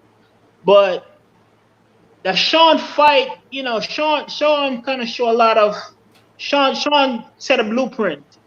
If you get what I'm saying, Sean set a blueprint. But again, man, that's a tough one, man. I'm 50-50 right now. Do you feel that Errol won that fight with Sean Porter? It should be a draw. Cause I'm gonna tell you, I was upset. Like I was like, they done cheated this damn man. I mean, wow. You only got one drop out of the whole. You know, it wasn't like it was a real drop that Spence got on Showtime. It was like his glove dropped for a second, but I felt like he was already in the hole. I felt like Spence was already in the hole. So many first rounds he was giving away in the first half of the fight. To me, Sean got that fight, and even if you call it a draw, you know, in favor of the champ, you know, make it a draw. You know what I mean? But again, it's politics. You know, it's But either way, they're both. You know, they both win going to the bank. That's how I look at it. Well, I think I like Bud in that fight for the same reasons you said, with the orthodox and the southpaw, you know, switching stances, and I think he got some power that he's haven't really fully developed yet, to be honest with you. I feel that he got a little bit more power that he could, you know, leverage onto them shots if he wasn't, you know, just slow down and be a little bit more patient before he tear after somebody. Because that mean streak, it makes him tear after people, you know, and want to get them right away. But I feel like if he could contain that part, which I'm not trying to be funny, but I do love that killer instinct he got. Don't get me wrong. But sometimes I feel like, you know, you just can't get your leverage on your shot sometimes when you know, really trying to focus on getting somebody out of there and you trying to do it kind of like just pounce on them. So, but I still have to go with Spence. What about you, Dale? Tell us what you got, Peebles. Well, number one, I think Sean deserves a rematch against Spence, but that probably won't happen. But I think so too. Like I said about Bud is cut from a different cloth. He is a surgeon. He is a methodical assassin. He knows how to pick his shots. I mean, he breaks it around. If you ever looked at him, his eyes, the way he is so focused, reminds you of Mayweather. As far as, I'm not talking about speed, as far as thinking. This is what I'm gonna do here. This is what I see. This is how I'm gonna bait him doing this and bait him doing that. And he is a methodical assassin, and he will break you down. And that's what people are not seeing about Bud Crawford. He's the one that's calling out Spence. He's the one that's calling out all of these guys. I hear Thurman is calling him out. Listen, right now, I love Keith Thurman, but right now you have to wait your turn in line again. Right now you have nothing to offer. You don't have anything. You done lost me right there when you. Wait a minute. Listen. When I say he has nothing to offer, he has no belts. That's what I'm talking about. He has no belts right now. So he's on the outside looking in. Yeah. The other one never fought Pacquiao before. So Pacquiao has a belt though. Yeah, but my point is that the ultimate win for what's supposed to be a champ is if they beat the man that Pacquiao is beat. You got to at least show us what level you on. Like, come on now. Well, listen, but You got to do that to Keith. We're in St. Pete, dog. No, I'm not. Listen, I love Keith Thurman. I love Keith Thurman. One time, listen, before Keith Thurman became champion, I went to St. Pete and talked to Dan, and I already knew. He told me before he even got title, he said this is going to be the next welterweight champion. I still got love for Keith Thurman. I love Keith Thurman. I want to see him get back in the mix. But I'm saying right now, from Crawford's perspective, he needs to go after Spence or he needs to go after Pacquiao and try to unify these titles. Keith Thurman is definitely in the mix. But right now, if I'm Bud's management, I'm saying, listen, right now, we don't need Keith. We can take Keith later, but you need to be looking towards Errol Spence. Now, and when he beats Errol Spence, he could turn around and say, okay, Keith, I'll give you a shot. Pacquiao, you want a shot? Garcia, if you want a shot, you can all come and get it. Because when you have the most toys in the game, then you call the shots. I feel like maybe you got a few points there, but overriding all that I have to disagree with you on is that he needs a fight with any prize fighter at this point. Who's that, Bud? Bud. He needs to fight any of them right now that are in the top 5 people because he hasn't been able to do that yet. So if he can score a Keith Thurman fight, he better go ahead and get that. Because I'm just saying, Spence is not, you know what I'm saying? Spence is not really ready for a title championship fight like that. And on top of that, you got to look at the other title holder. You know, it's Pacquiao right now, but Pacquiao is not inclined to do a Bud fight because if he was, he would have did it when they were both with top rank. Okay, well, let me ask you a question. Hypothetically speaking, Bud fights Thurman, and just by chance, Bud loses. What happens to Bud then? Where is he at then? He still can fight everybody because he ain't fought nobody. Why do people keep saying that? If you ain't fought nobody, you don't have a title. You won't have a title. Well, he's fought Horn. Now you happy? Did he beat him? Did Pacquiao lose to Horn? No, he did not. But he was in Australia, so he did. Okay. Lenroy, what was you going to say about the Thurman matchup? No, I was going to say that now that, they're talking about Kell Brooks and Kell Brooks and T-Bud. I just feel like that's some easy money for Kell to rack up on. He just hasn't been the same for me since he got in there and went up to fight Triple G. It's just not gonna be the same. I mean, Sean Porter got that fresh Brooks, that Special K cereal, and then Spence, he got that busted orbital. You know what I'm saying? It's totally different. You're looking at a totally different fighter. And he got the one that had to go down and wait to get back to the 147 division for that fight too against Spence. So I can't give him as much credit. I want to give Spence credit, but he got the title, so that's what he went over there for. I give him credit for crossing that pond. I remember that night. I remember that night. That's the night I won my title. Yay! You got that KO? No, I won 12 rounds with me and Dave Allen. You went 12 rounds with him. Yeah. Well, I went 12. Okay. Well, what do you have to say about that fight? I mean, did it look like the same Special K to you?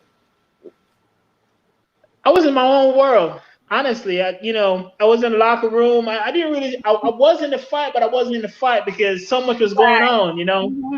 Family calling, interviews. It was a crazy night. That's all I'm gonna say. Yes, yes, that's that fight night energy, baby. I love it. Yeah, man. Well, okay, well, we're gonna let you slide with that particular question because I know you in the St. Pete Boxing Club too with us. We here in St. Pete. So Dale, you can't be going all out like that now. Listen, I just sent you something to show you my loyalty on your phone. Like I said, I love Keith Thurman. I listen. I tell you right now, if Pacquiao gives Keith Thurman a rematch, Keith Thurman beats him because what'll happen this time, Keith Thurman will outbox him. If you know the second half of the fight, Keith Thurman was outboxing him. Yeah, he was outboxing.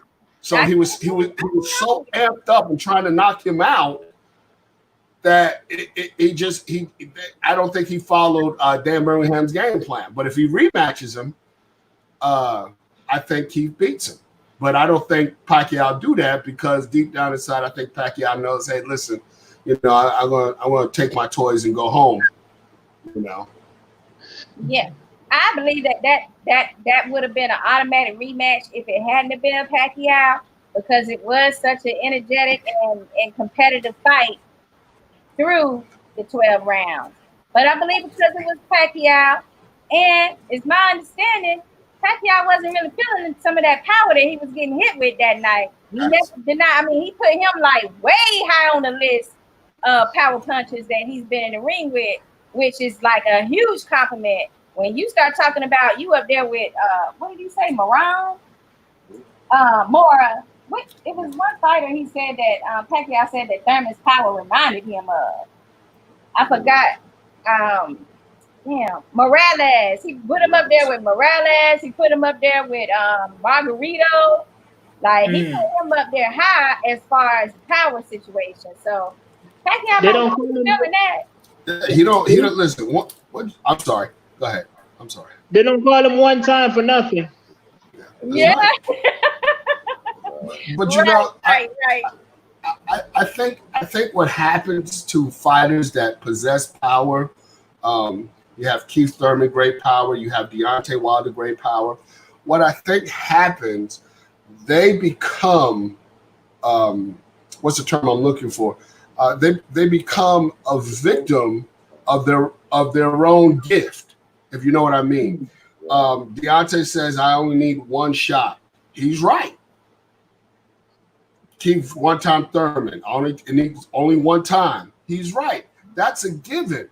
But listen, there are going to be times when you have to set all of that up because as good as Deontay is, he couldn't get to Fury, with that shot.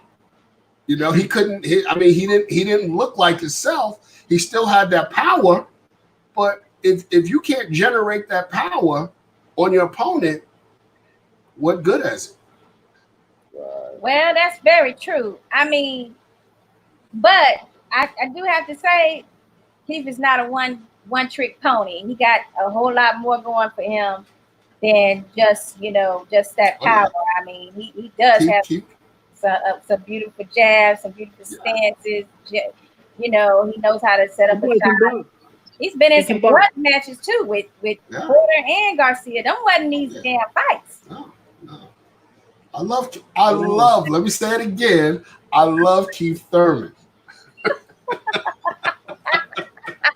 You all right there. I'm gonna leave you alone with that for right now. But this is getting towards the end of the show, guys. We're gonna read. Yeah, I was just gonna tell you guys we're gonna tap out.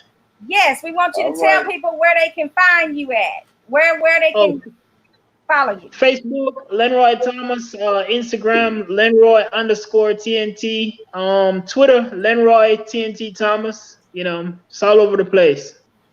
Lenroy, don't forget when you start that grill up, you let us know. I got you, brother. I got you. When you get that fight date, please let us know too. Thanks for coming. Definitely will. Leroy, when I hit you up as a friend on Facebook, don't. I don't want to be waiting 2 months for a response. I got you. Go ahead and send it now. I will do. You said it's 2 months.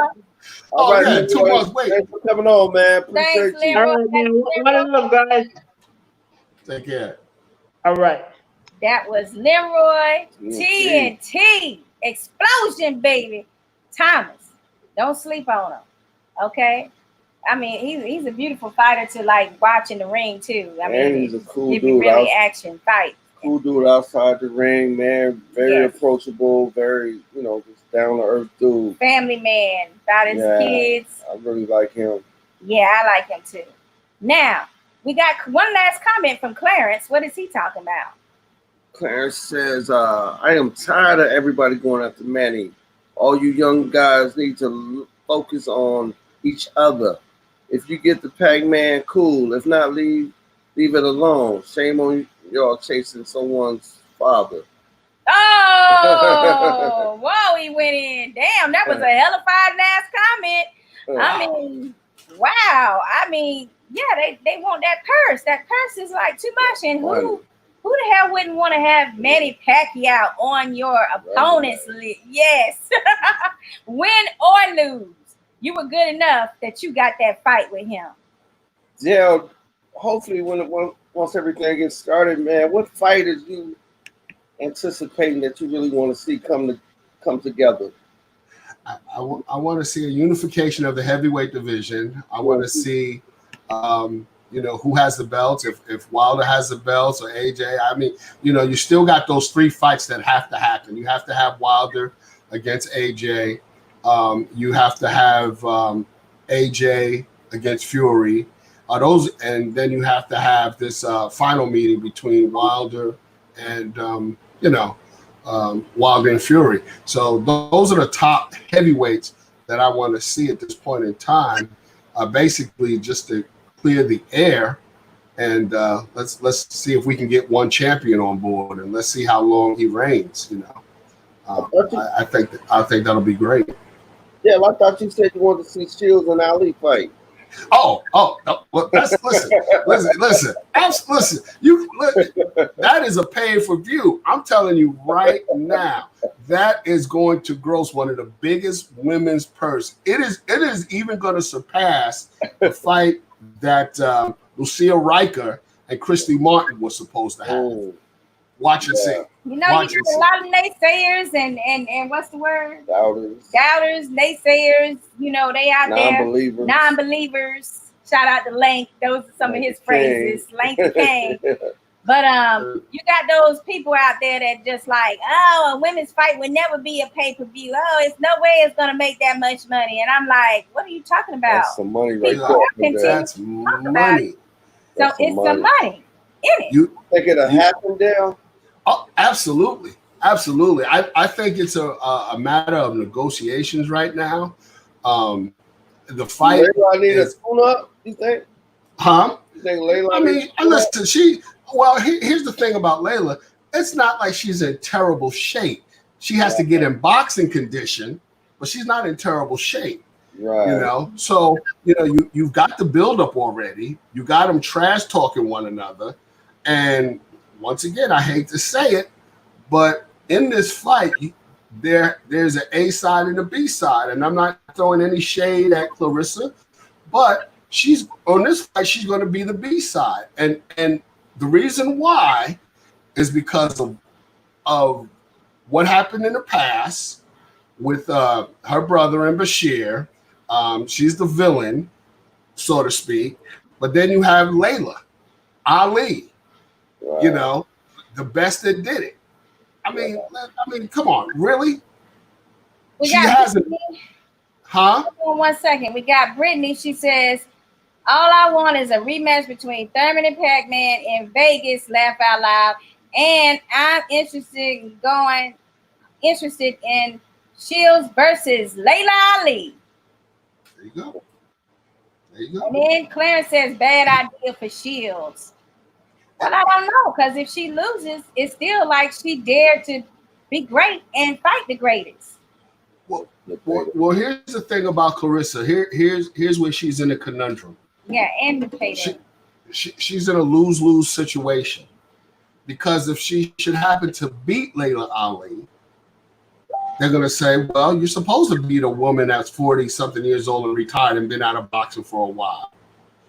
If she loses, they're going to say, well, you lost to a woman that was out of boxing. And there's a no-win situation for Clarissa in here. She's got all the titles. She has a good record, but she still doesn't get that respect she deserves. And I don't think this is about titles. I think this is her thing about wanting to be branded a GOAT, the best. Dale, do you see any other woman fighter on the rise that could possibly, give her a good fight? There's one, but she's too small. What's her name? Huh? Said she's too small, right? Yeah, they were talking about her. I forget her name. It's Burkas. Oh, yeah. Yeah, she's too small. She's too small. But that hasn't stopped, people from climbing up in weight class. Because listen, here's the thing about this: going up against Clarissa, it's not like she's got great knockout power. She's 10-0 with 2 knockouts. You think Ann Wolf too old to come back? I saw a post on Ann Wolf today. She said she don't even watch boxing like that anymore. Oh, she don't? Gosh, that's what she said in her post. She's like, it is what it is, and I James Kirkland? Huh? He done training James Kirkland? I heard that she was trying to train him again, but hopefully he should have never left her from the beginning. But that's just my opinion. I mean, for me, everybody's saying that Ali would be too old for that fight with with Shields, but I don't feel that way because Ali is in excellent physical shape. She never stopped training, really. And she's on a health kick too. And she retired early. She never really got any abuse or anything that would, wear her body out. I mean, it's just totally up to the fact that whether or not she want to be bothered or not. I mean, and she has the name. She can talk shit with the best of them. She learned from the best. So I don't see there's no barrier except they better give my damn Ali her coins, okay? If she asks you for it, you should know damn well she knows what she is worth.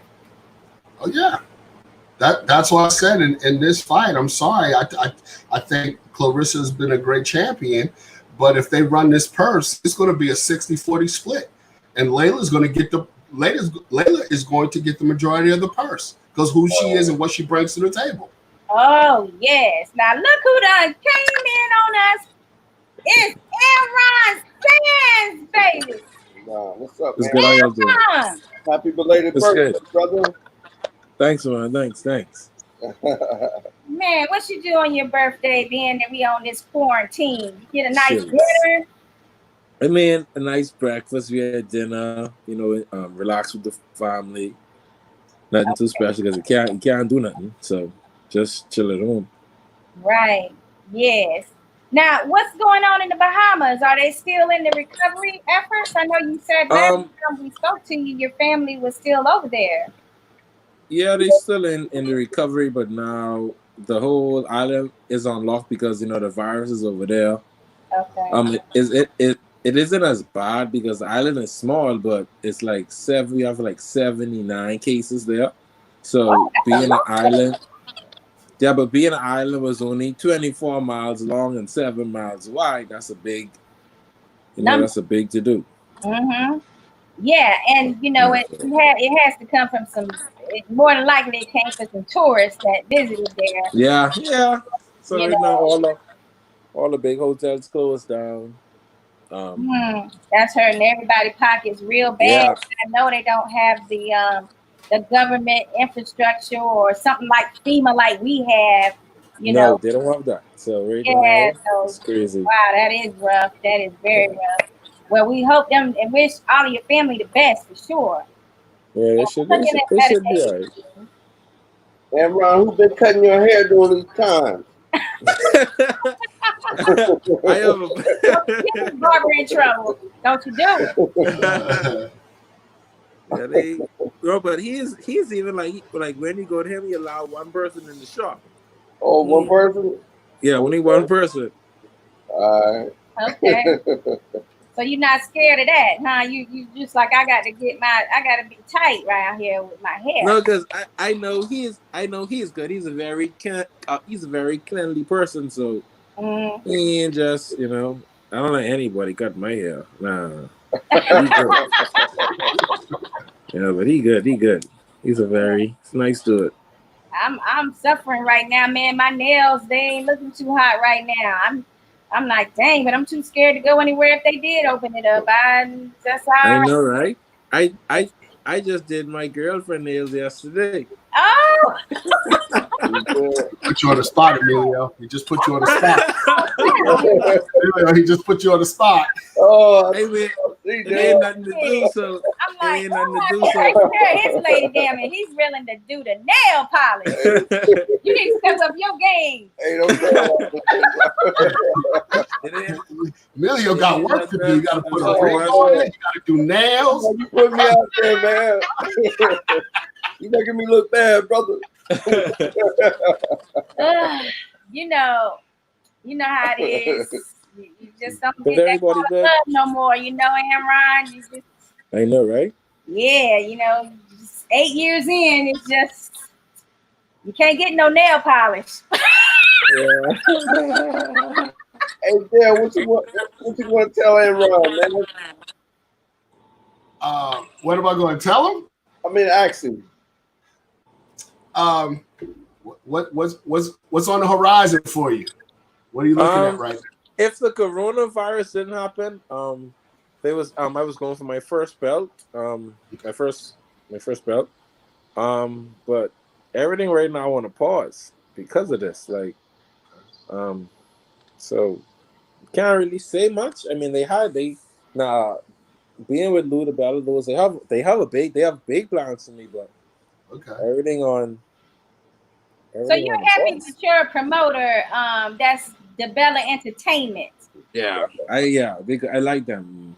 Yeah, they They, take good care of yeah, I you. like Like, that. they get Yeah, you. I mean, yeah, they're really doing a great job of nurturing your skills and taking them yeah. baby steps up that ladder. They doing a very good job. I like them. They're good people. Enron, you living in Florida, right? Yeah, I really. Yeah, in Orlando. Yeah. Orlando. Oh, Yeah, okay. You So over there with Sean Mason? Sean Mason. Mason. Yeah. yes. Yeah, Untouchable. I know who you mean. So I was gonna ask him about his time in sparring that he had. Yes, with Wilder for his to the leading up Yeah, to the Fury's second fight. yeah. It You had a good was. time. Yeah, it was a big experience for me.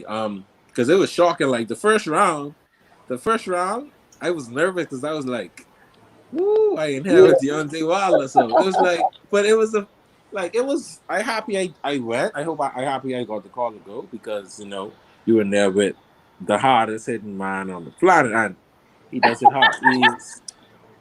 He is very his right hand. Yeah, he's strong. Wow. Yeah, he's strong. But it was all over. I got a really good experience. Learn a lot of tips. Mm-hmm. He's a very welcoming person. Um, Off the camera, he's a different person. On camera, he's a different person. Mm-hmm. Um, but he's a very down to earth person. Got that Nice Southern guy. hospitality from Alabama. Yeah, good hospitality, everything. They're good people up there in that Wilder Camp. Very good They people. sure have some good food up there too. Yeah, yeah, they have some good food up there too. Good food. But Um, the sparring camp was good. That's the best sparring I got in a while. okay, That's some very good sparring. that is awesome. Did you get to spend any time with his coach Breland? Um, Not as much. No, not as much because they was normally focused on getting them prepared for that fight. Mm-hmm. Um, so not as much. I mean, yeah, a little off and on times, but not as much time with them. Well, we seen you fight here in Tampa, and Was it twice? Did we saw you fight twice? I think yeah, like twice. Yeah. Well, the thing I liked about you is that you were very patient. You already have the experience and that natural ability to take your time with an opponent, and you don't try to rush and just get the quick knockout. Yeah. So, like, where did you learn that from, or is that just that really is the part of your temperament? Yeah, I'm very calm in the ring. I don't over excite myself. Mm-hmm. Um, but I'll just say it's. I mean, sometimes I feel like I still do rush. Um, Okay. but yeah, yeah, I'm very calm in the ring. But I think it's over time you will see more and more, develop as time goes by. Right. Like right now on the off time, we working on my weight, trying to cut me down like 40 pounds. Um, They want you how? They want you 240. no, they want me. Yeah, they want me get down. Yeah, they want me cut. Like, cause right now I weigh like two. I was 275, Okay. and that's too heavy. So they're trying to get me down. Right now we cutting down. Change diet, nutritionist. Get me working out and all that running. So they're trying to get me down to 240. I mean, not trying, but we're doing it. You're doing it right. Yeah. Now, So when you cutting that weight, do you feel a difference in your power no, when you that power, start? that power is staying. That ain't going nowhere. Actually, I feel like getting stronger It because will they still doing. improve. Yeah, Hmm. they still doing the weights on the cardio, just more on the cardio. But yeah, we go down that weight. That power still to be there. Trust me, believe that. Yeah, that Yeah. power ain't going nowhere. It's And just let the people know how tall you are, man. 6'6". 6'6". Uh-oh. Oh, okay. Yeah. Yeah. Right, Dale. Yeah. Exactly. Uh-oh. Uh-oh. Uh-oh. You must have missed that picture Emilio had for his birthday where they was beside each other, Yeah, and you he made me had look my like a baby midget. looking like a midget. Yeah, me look like a midget. He's like Kevin Hart. See Kevin Yeah, Hart. everyone was well with me, Dale. I was like, oh my Man, God. I'm only like 5'8", man. He made me look like really? a midget, man. Mm. And Well, Ron, I had a question, baby. And Ron, how old are you? It's a two-part question. How old were you when you got into boxing, and who was your favorite fighter? I was 18 when I first started. okay. Um, my favorite fighter, um, out of all, present or past? Present, Pat, both. yeah. Both. Okay, past. I'll go to Vanna Holyfield. Present. I'll go with Canelo. Canelo. Okay. All right. You think you take some of their disciplines or what they were known for and add it to your arsenal? Um, I like the Holyfield because Holyfield wasn't just a one punch heavyweight. He was a combination. And he was something to watch. And that's what I try to take. I just don't want to be a one punch or he dropped down. No, I went at you with three, four punches, then you drop. Okay. Yeah. So, the combinations in heavyweight division isn't there, but me bringing that, and that's what I believe what would make me stand out more. Being a big heavyweight, 6'6", throw in 4 or 5 punch combinations. That's crazy. Yes. That would be crazy. That would be amazingly crazy. And Ron, do you have a signature punch that you got? I'll say right now I wouldn't call it my signature, but I've been catching everybody with that overhand left because I'm a southpaw. You're okay, the overhand Yeah, left. so that's what I drop a lot of people with, the overhand left. Oh. But I wouldn't call that my signature punch. But once they drop, I can't do nothing else.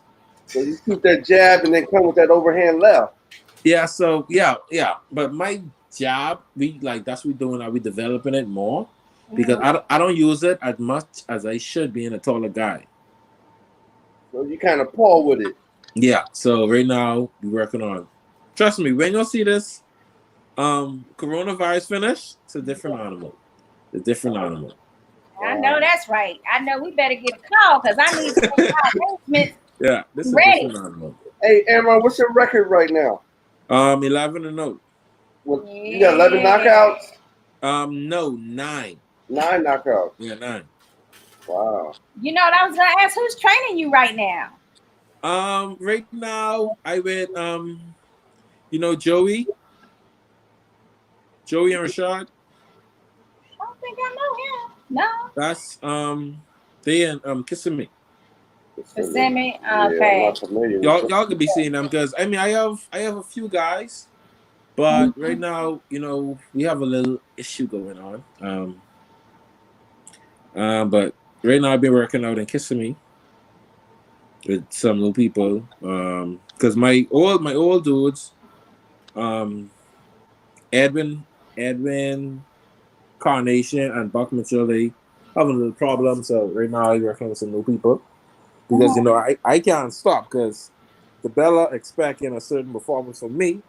Right. And, you know, I want to stay on his good side. So I gotta stay on my P's and Q's. I know that's right. So, Amron, you think you probably break into one of the big networks this year? Hopefully. Oh yeah, most definitely. Most definitely. If not this year, I know early part of next year for sure. For sure. Okay, yeah, That is gonna be so exciting because we got to follow his career from like, Yeah, from day one. yeah, like that's gonna be really exciting for us as fans. Yeah. My thing was who actually found you? Like, did somebody scout you, or like how did DeBella find you? I think I can't really say. Because I know I can't really say. I don't even know. It happened, so I don't even know. But I know Will Hunter. Yeah, Will. Yeah, I think Will introduced my name to my manager, and my manager is very close with DeBella, and it went from there. But Will really got me in the door. That damn Hunter be everywhere. You know Hunter be everywhere. That's our boy right there. We love us some Hunter. Yeah, so Hunter be on the scene that promotion. I met Will first, and then it went from there. And Will saw me fight. Will saw me fight a lot of times. Okay. And he introduced me to my manager, Kevin. Kevin. And Kevin took it from there. And now I'm at Lou DeBella Entertainment. So that's funny because Will was on here earlier to see you, man. When we first got on, he was on here because he knew you was gonna be on the show. Yeah. I don't know what happened. He probably had to go back to work or something. He like that 9 to 5 to 5 to midnight type worker. Yeah, he's worked some crazy hours. Yes, he be just like in like beast mode when it comes to working boxing and his day job and stuff. Yeah, he's crazy, and you know he's hooked up with that, what do you call it, the bare knuckle. Yeah. Yeah, that's crazy. Question. Would you ever try that, Amron? No, sir. No, sir. No, no sir.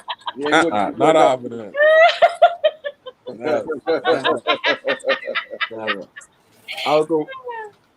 I'll find me a job quick. Clarence McClain said 6'6". 6'6". He said you like a walking building. What does Alex say? Alex says Joe is a good coach. All right, that's good to know. Man. Said something else. Alex said I need to get with my man William Hunter. He is a great dude. Yeah, he's a very good dude. Will is a very straight person. Very straightforward person. Great attitude. And Ron, when you met Lou DeBella, how was that? He's a pretty nice guy. He's a very nice guy. You know, like how like when you meet a person, like for me, I could see your face, but my what I call it, like I wouldn't say spirit, but my inner, like I could feel he's a very real person. Mm-hmm. Oh, okay. Yeah. Like, you know what I mean? Like you could get a certain feeling around somebody, tell if they just, talking just to hear that stuff or if they really genuinely mean it. Right. Yeah. Yep. Lou DeBella, when he says it, he generally means what he says. He don't. Good. Yeah, he don't mess around. I like that. That's good, and I like the fact that you're using, all of your tools to like, basically fill out people. I like the way Yeah, you say like, he felt okay, like spirit wise, because a yeah, lot of times, it's real easy for younger boxers and prospects to get caught up because yeah, they're trusting the wrong people. So I like the yeah, fact that you're following your gut with that type of yeah. situation. Yes, that's what I do. I follow my gut, and my gut hasn't led me wrong since. Hmm. Um, but yeah, he is a very even like when he gave because when they brought him there to New York and they, because he lost one of his fighters. What is St. Patrick. Patrick. Oh yeah, Patrick. Yeah, Yes. so like he started crying. He was talking about it and he started to cry. So he is very passionate about his fighters. He doesn't he wouldn't put you in a fight where he know you would get seriously injured in. So it's more than just business for him. He actually get connected with his fighters. Yeah, that was Like, a sad situation. I yeah, think so it was he St. Patrick Day or Day. Day was his last name. That's the thing. Yeah, yeah, Patrick Day. And I know that was a hard blow for him because he was yeah. on his way. Like he was really like a really Yeah, he's doing popular good. boxer and everything too. Yeah, he's doing very good. Yeah. Okay, Dale, you got anything else? Yeah, Amron, I see no pressure, but I see I looked at boxing rec. They only have you as 10-0. It's probably just a typo. They didn't put your last fight in. But I see you have a 90% KO ratio. Not too many people are up there doing that. Wilder had the biggest, but it's going to be a race to the finish. I'm looking forward to seeing more knockouts, and I'm interested. Is any pressure on you right now? And out of the three heavyweights that are up there now, who do you think, or who would you like to see um, rise to the top? Okay, the first one, pressure. No, I don't feel pressure. I don't feel pressure. I just do what I gotta do at the end of the day. My job in there is to perform, and that's what I do. I don't really get caught up in all the talk like playhouse boxing, but no, I'm not really a big talker to say. But when the bell ring, then we can talk. Yeah. Um, so and out of the three boxes, I would say, yeah, I would go with Tyson Fury because he's a all around. He could box, he could fight, he get head movement, he have a chin, he have a good chin. Um, but then I'll go Tyson Fury, Wilder, then Joshua because Joshua puts good combinations together, but I don't know. To me, Joshua is soft if you ask me. Um, Shots fired. Boom, Shots boom, early shots fired. I would say, but I like him now. I like him. He is good. He's a good boxer, but out of Tyson Fury and Wilder, like for him to match with them, I don't see him overriding them. But Hearns is doing a good job marketing him. That's why he is. If we look at him visually, you would think he is the big dog of the division. But I'll go with Tyson Fury. Um, Well, we got Alex Ayala. He says boxing is a business nowadays. It's not what you know, but who you know. Trust me, I've been in the game since 8 years old. Fighters better be staying ready. After the virus, boxing will go over the roof. And that's true. I agree with him. I agree. Boxing when boxing come back on the stage now, it's gonna be crazy. So that's why they have us. Even we gotta run because that call could come. Being off for this long, like all these big fights being canceled. So you have a lot of slots to fill in. So if you ain't been working, you don't fight. So being a professional athlete, you have to train. It's a job. They have it like they should have some stacked cards too, because they should have the ones that we missed, during the virus time period that was scheduled, and then marry that with other boxing that we were supposed to see, you know, in the second half of the year. So I feel like we're going to see some. I know we better see at least 2 or 3 monster cards that's just stacked to the hill. Wouldn't you love that, baby? Oh yeah, I think it's gonna be the end part of this year. It's gonna be so much boxing going on, fighting over time, overload weekends.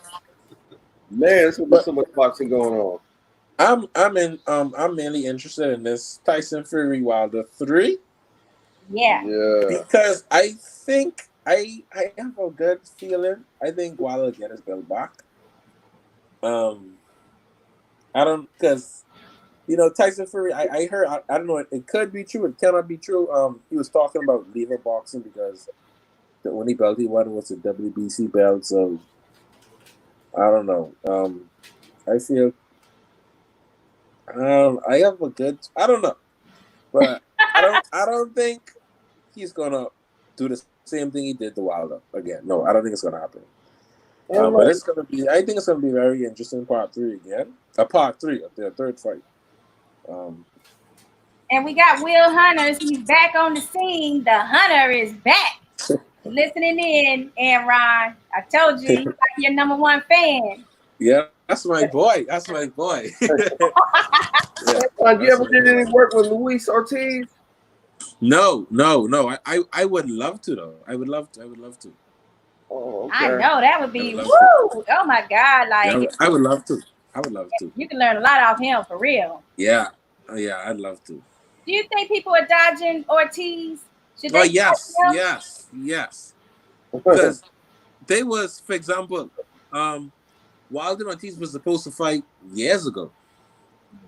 And like 3-4 years come down, like he's old. Nobody even knows what's his real age. But he is still strong and still dangerous. Wow. So people are ducking him. Yeah, and he is a very underrated heavyweight. He's crafty, he's smooth, he's calm. Yeah. He's got some power. So people are ducking him. I think he would beat Joshua. I think that. I know that. Yeah, he would beat Joshua. Correct. Easily. I would say easily as well. Yeah, he would knock Joshua out. You know, he kind of, Eddie Hearns kind of intercepted with that because he signed, he had Ortiz signed to a little quick deal there. And then the whole time he was on there thinking that he was supposed to have a fight with AJ, they never made that fight.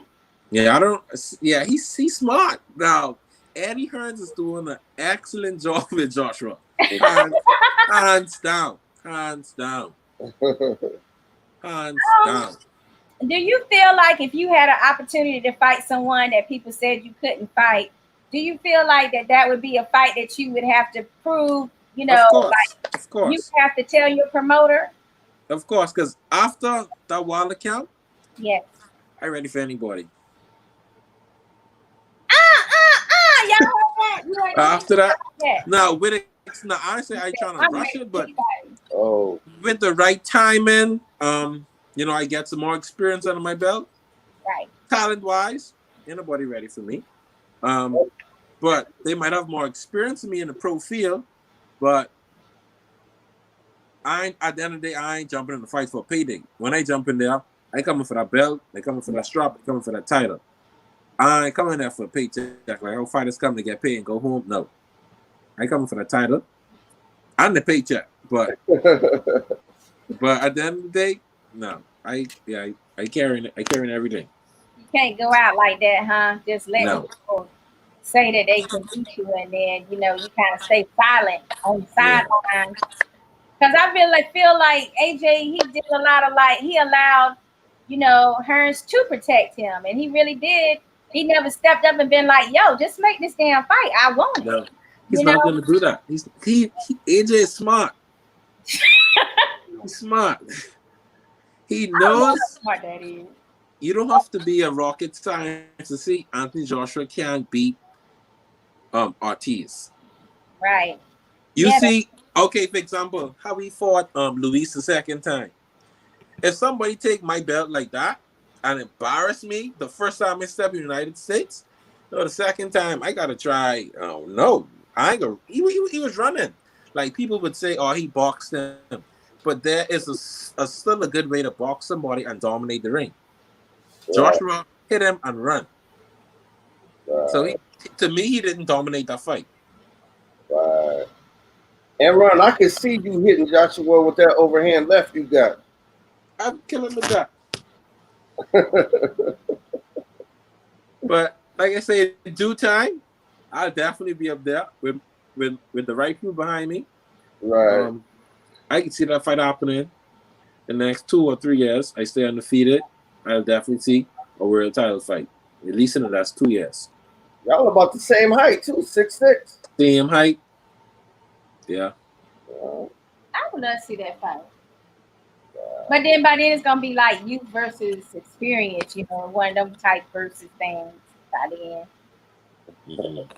Tell me something that we don't know about Amron Sands. What's your favorite food, or what's your favorite movie, or where would you love to go on vacation one day? How many kids you want? I need to know some personal details. I got to know. Okay. I don't have any kids. I don't have any kids. Not as yet. Not as yet. Okay.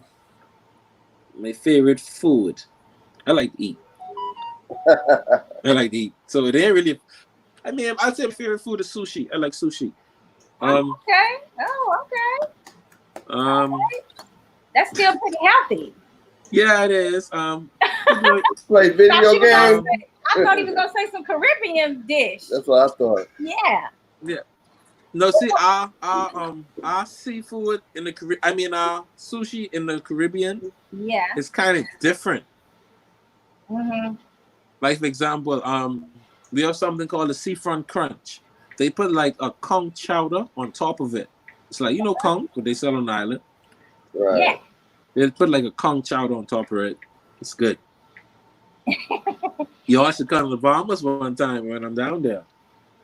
Oh yeah, we gotta make that happen. I mean, I know I'm down for some get away from the house time. How about you?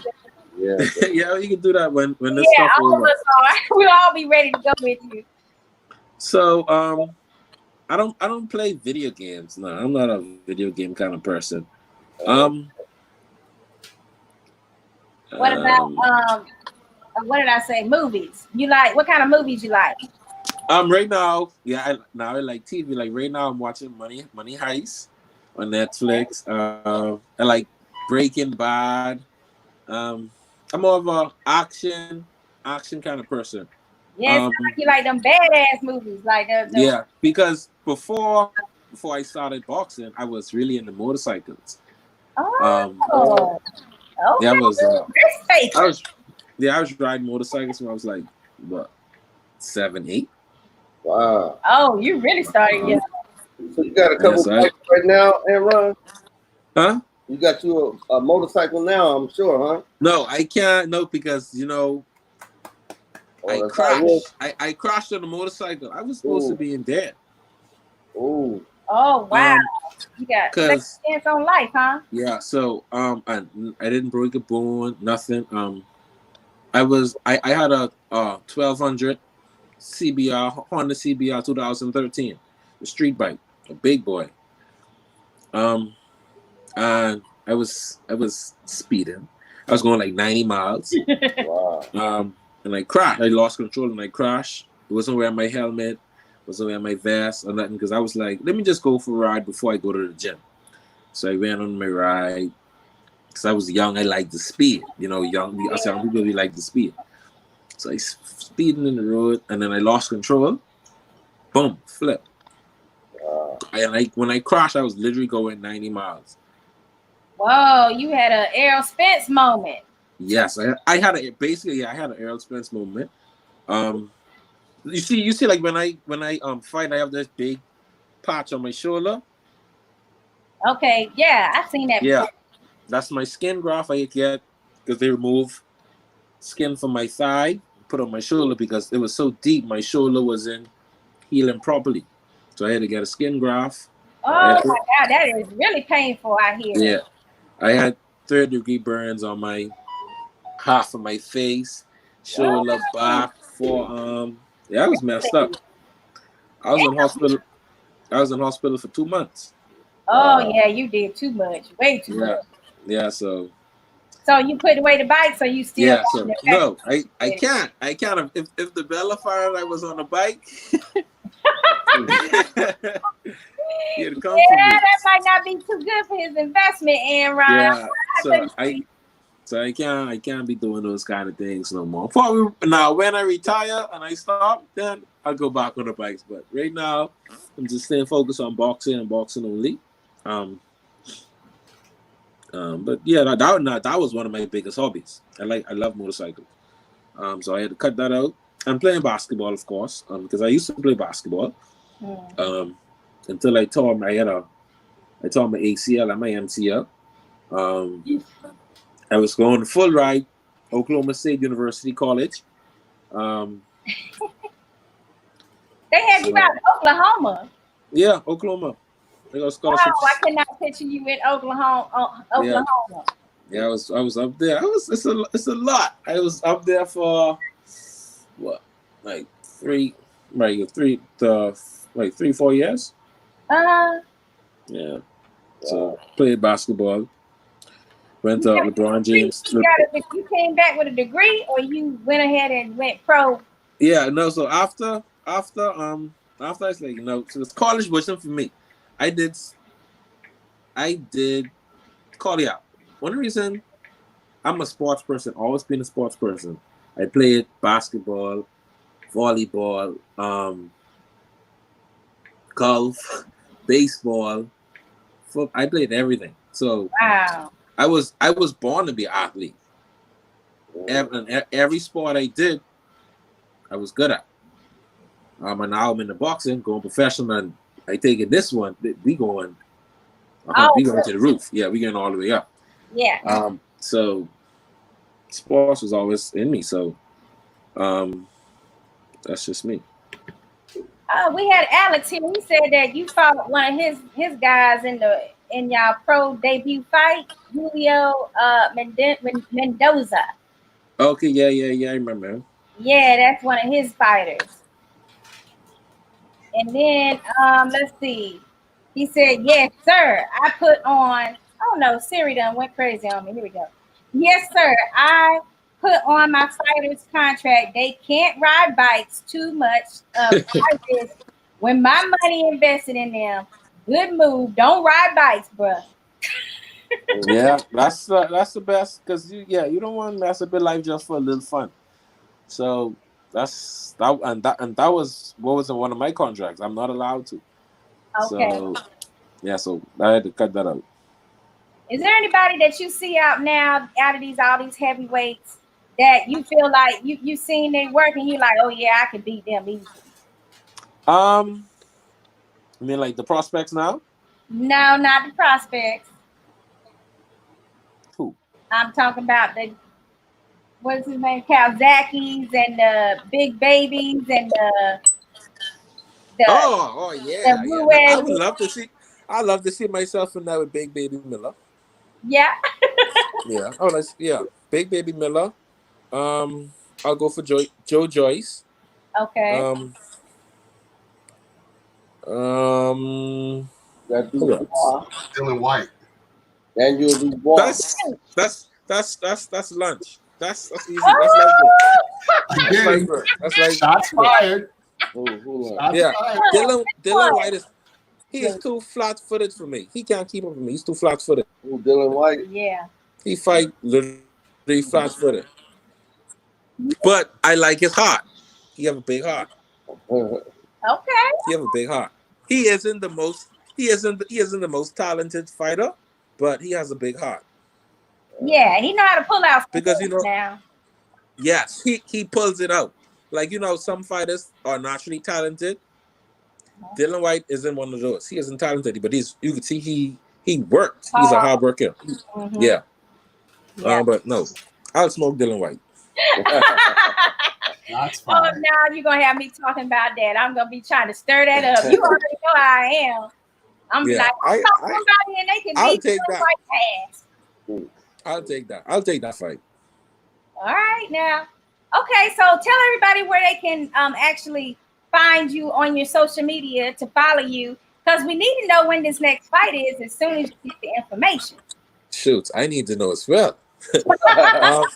They can find me on Amron Amron Sands on Instagram, Facebook, Twitter, or Amron Sands. Same thing, Instagram, Twitter, Facebook. Okay, we got one last question from Alex, and then we're gonna let you go. Well, when Dale got a question too, but Alex says, "What makes you think you can beat Big Baby?" Just asking. No, I mean, I wouldn't say I get like with him and Dylan White. That's two different calibers. Because Big Baby Miller is he throws a lot of punches for a big heavyweight, like a dude who weighs 300 pounds. But I would just like to see how I would take that fight personally, like a challenge. Yeah, like a challenge to say if I really down for this, because he throws a lot of punches and he weighs 300 pounds, so you can't really let him lay on you and do all that. That won't work. So I would like to see as a challenge to myself. Yeah, I would like to fight with him. Damn, it seemed like he's so heavy though. Like how? He like he would absorb your punches. But see, before I fight him, he have to do a drug test. Damn! Now you got it done. Yeah, now you. Because if I clean and you and all those funny juices, that ain't fair. Nah, that ain't fair at all. You got that damn right. Yeah. So. But he is. I would say, like I said, I like him because he's a very active fighter, and I would like that as a challenge for me personally. But like Dylan White, no, I know I could beat him. But Big Baby, I want that as a challenge fight. Okay, I like the fact that you want a challenge fight. Yeah, because at the end of the day, I just started. For example, they're protecting me. I wouldn't say, "Oh, I've fight wild," or "I've done." No, I'm a real person. I know I haven't really been. I've been tested probably like 1 or 2 fights, but I haven't really been tested to say, "Oh, I'm a top prospect." This and that. But I'm doing well. I'm doing my job. They put guys in front of me to take care of my job, and that's what I does. Right. So me personally, I would like that Big Baby Miller fight to see what I have. What's up? Yeah, what's your question? Wow. A question and a statement. After this quarantine epidemic is over, how soon do you plan on getting back in the ring? And the statement is, stay off of those bikes. And if you have any second thoughts about it, think about a middleweight named James Schuler and another middleweight by the name of Paul Williams, whose career was abruptly ended by an accident. I met him. Nice guy, isn't he? He's so awesome. He's so genuine. It's a shame. So stay off those bikes. But you can answer the question now. Repeat the question again. That was my last statement. I said, given the epidemic, how soon do you plan on getting back in the ring, and do you have anybody penciled in as your next opponent? As soon as my people say, like, I think they mentioned a date to me, July, August, but it's up to the government. So as soon as they say, I'm always ready. Still staying safe, still training, still on my running. And I don't really have nobody to say I'm fighting that, because I know after this long layoff, normally they would give you a tournament fight, and then the next fight would be more challenging, because now my resume is building up, because now I'm 11-0. They haven't put the fight there yet, but I'm 11-0. A typo. Yeah, so I don't know what BoxRec doing. They need to give me my record. Tell the Bella to get on BoxRec. What about that quarantine? That's what's going on. Yeah, so I decided because of the quarantine, there, people in the office and doing certain stuff, but I don't really have nobody locked in. But anybody. Okay. Well, I got Clarence. He actually asked me one more question for you, Amron. So his question is, what about Wilder? If they paid you $5 million, See, at this, it ain't the money, because I don't want to be. I'm not a journeyman. I see myself as a top contender, world champion. I'm gonna make those millions one day. So I'm not gonna just jump in something one day and get knocked out, and you gotta spend that $5 million in the hospital. I gotta pay for doctor bills. No, because Wilder's not a person just jump in for money. That's not too smart. If you jump in there for money, you already lose a couple of brain cells already. So at the same time, it's not about the money. It's about making those right steps, because I know, like I said, I believe I'm an A-class fighter. So I'm not going to jump in there for money. Like I tell people, my life in the Bahamas was not bad. So I can always go back to the Bahamas. I came to the United States to make a name for myself, take care of my family, and we're doing this the right way. We ain't rushing, taking our time. We're doing good so far, and we're going to keep it that way. So it ain't really just about the money. I want to leave boxing like Floyd. Good health. I can count my money. I ain't got to spend my money in hospital. my speech as well. Yes. Yes. So that's how I want to live. And jumping in there for $5 million? No, I wouldn't do it. Not right now. Probably like 2 years from now. Then yeah, but not right now. Okay. Gotta get that defense right. I know you got a good defensive maneuvering about you, though. I've seen you in action. Yeah. Okay. Well, Amron, it's been great talking to you tonight. Good talking to y'all too. We appreciate you taking the time out of your busy schedule and your beautiful girlfriend. He got a pretty one, y'all. He got a real pretty one. Yeah, he got it. Yes, you make sure you tell her I said hello. Okay, will do. What question was that? Oh, we got the last question of the night, which I always ask you. Amron, do you love boxing PlayHouse? Yes, I do. All right, so please make sure you go to Amron's site and follow him so you can find out what his next heavyweight bout will be and where it's at and how you can get there and support him. And Dale Peoples, you can also find him on Facebook as well as IG. And until next Thursday, we'll see you later. Thanks Okay. Thank you. Take care, Scar. Really, Okay. Good night. All right. Bye. Great show. Thanks, Bill. Great show. Thanks for coming on, man. Thank you for having me. Oh, man, it's a pleasure having you on, Bill.